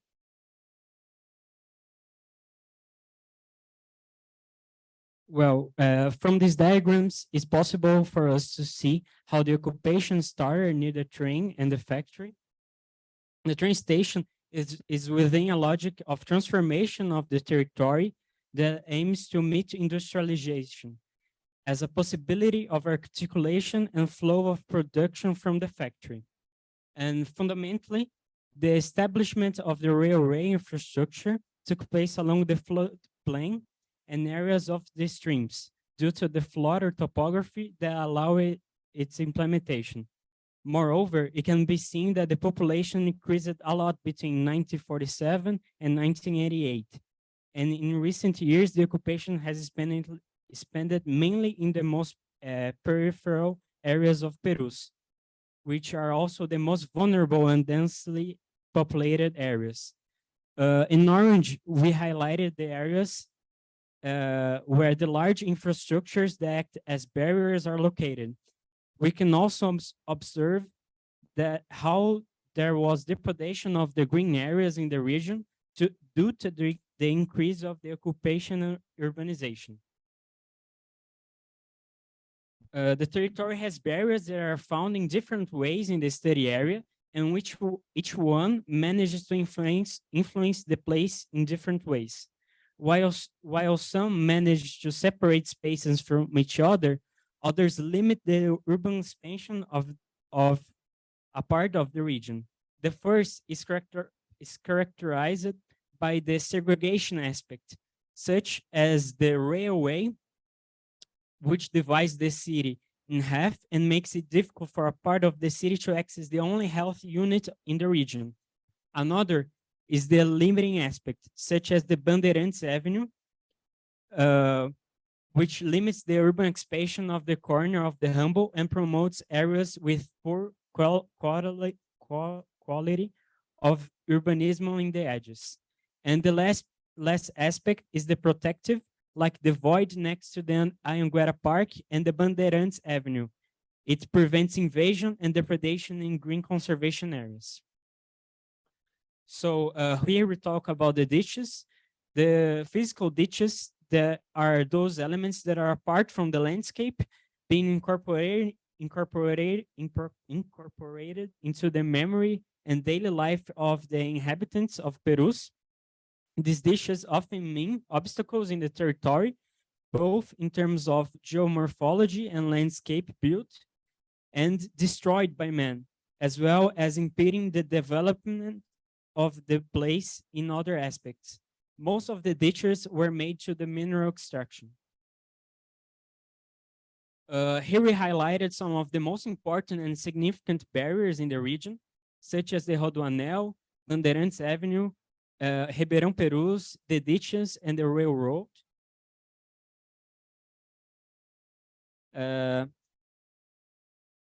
As many changes in the region started from the action of the local population, collectives are very active in the cultural activities in Perus.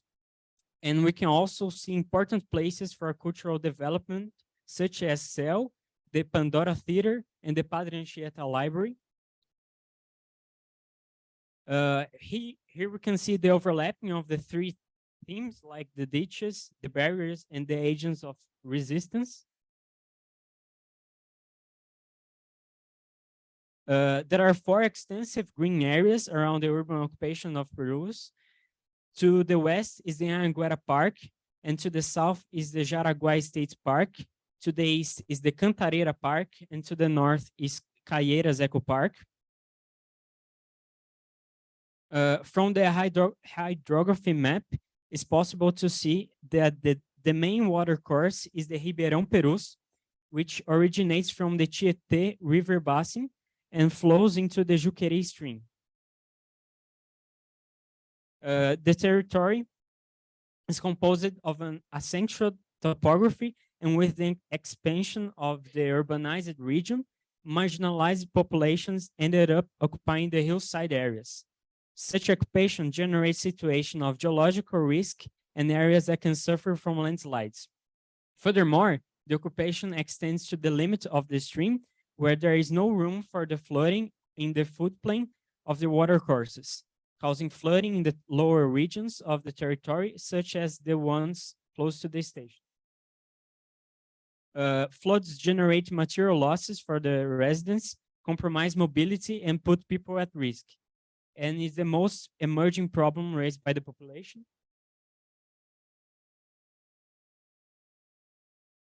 In Perus are a few health, educational, and cultural and sport facilities. The existing ones are concentrated in the central area near the station. Public transportation mainly provided by bus and the bus lines, indicated in purple, and are also better distributed in the more central regions.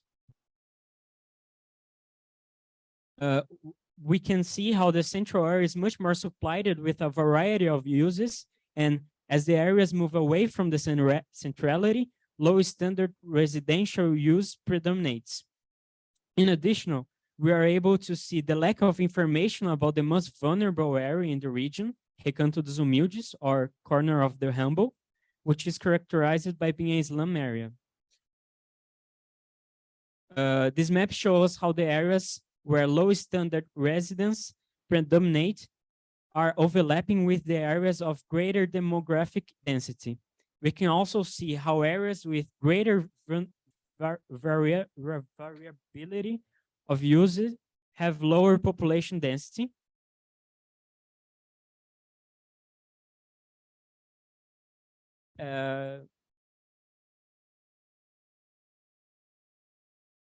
This is the intervention perimeter that we'll be working on during this week. The train station is indicated in red, and in blue, there are the Ribeirão Perus and their tributaries. The lowest topography is located next to the river floodplain, as well as the railroad. This is the area with the highest occurrence of flooding. This diagram of hydrography of the area shows the direction the water runs from the Tietê River to the Juqueri stream, where it flows. We can also see the direction the waters run from the higher regions towards Ribeirão Perus. Here we can see the main educational and cultural equipments, being the largest one, the CEL Perus.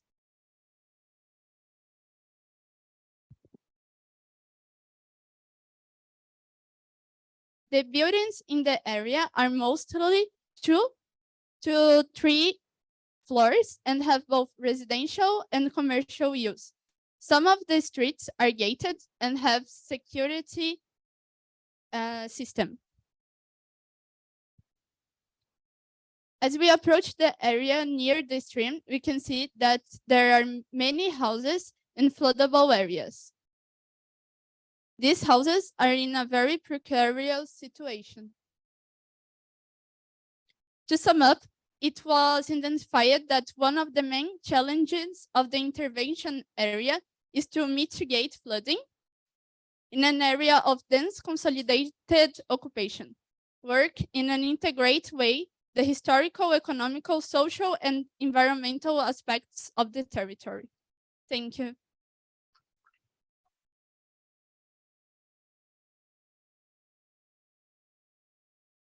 Bem, obrigado. So thank you. This very touching presentation. Really is I'm very happy to see the students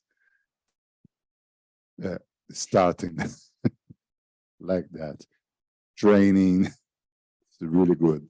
And you remember that this area yesterday, the Secretary of Green and Vegetation and Environment shows linear park for this situation. So the removal and resettlement of the housings in slums in these situations we'll discuss tomorrow morning in a case that very well succeed, although not too large, but by the municipality of São Paulo.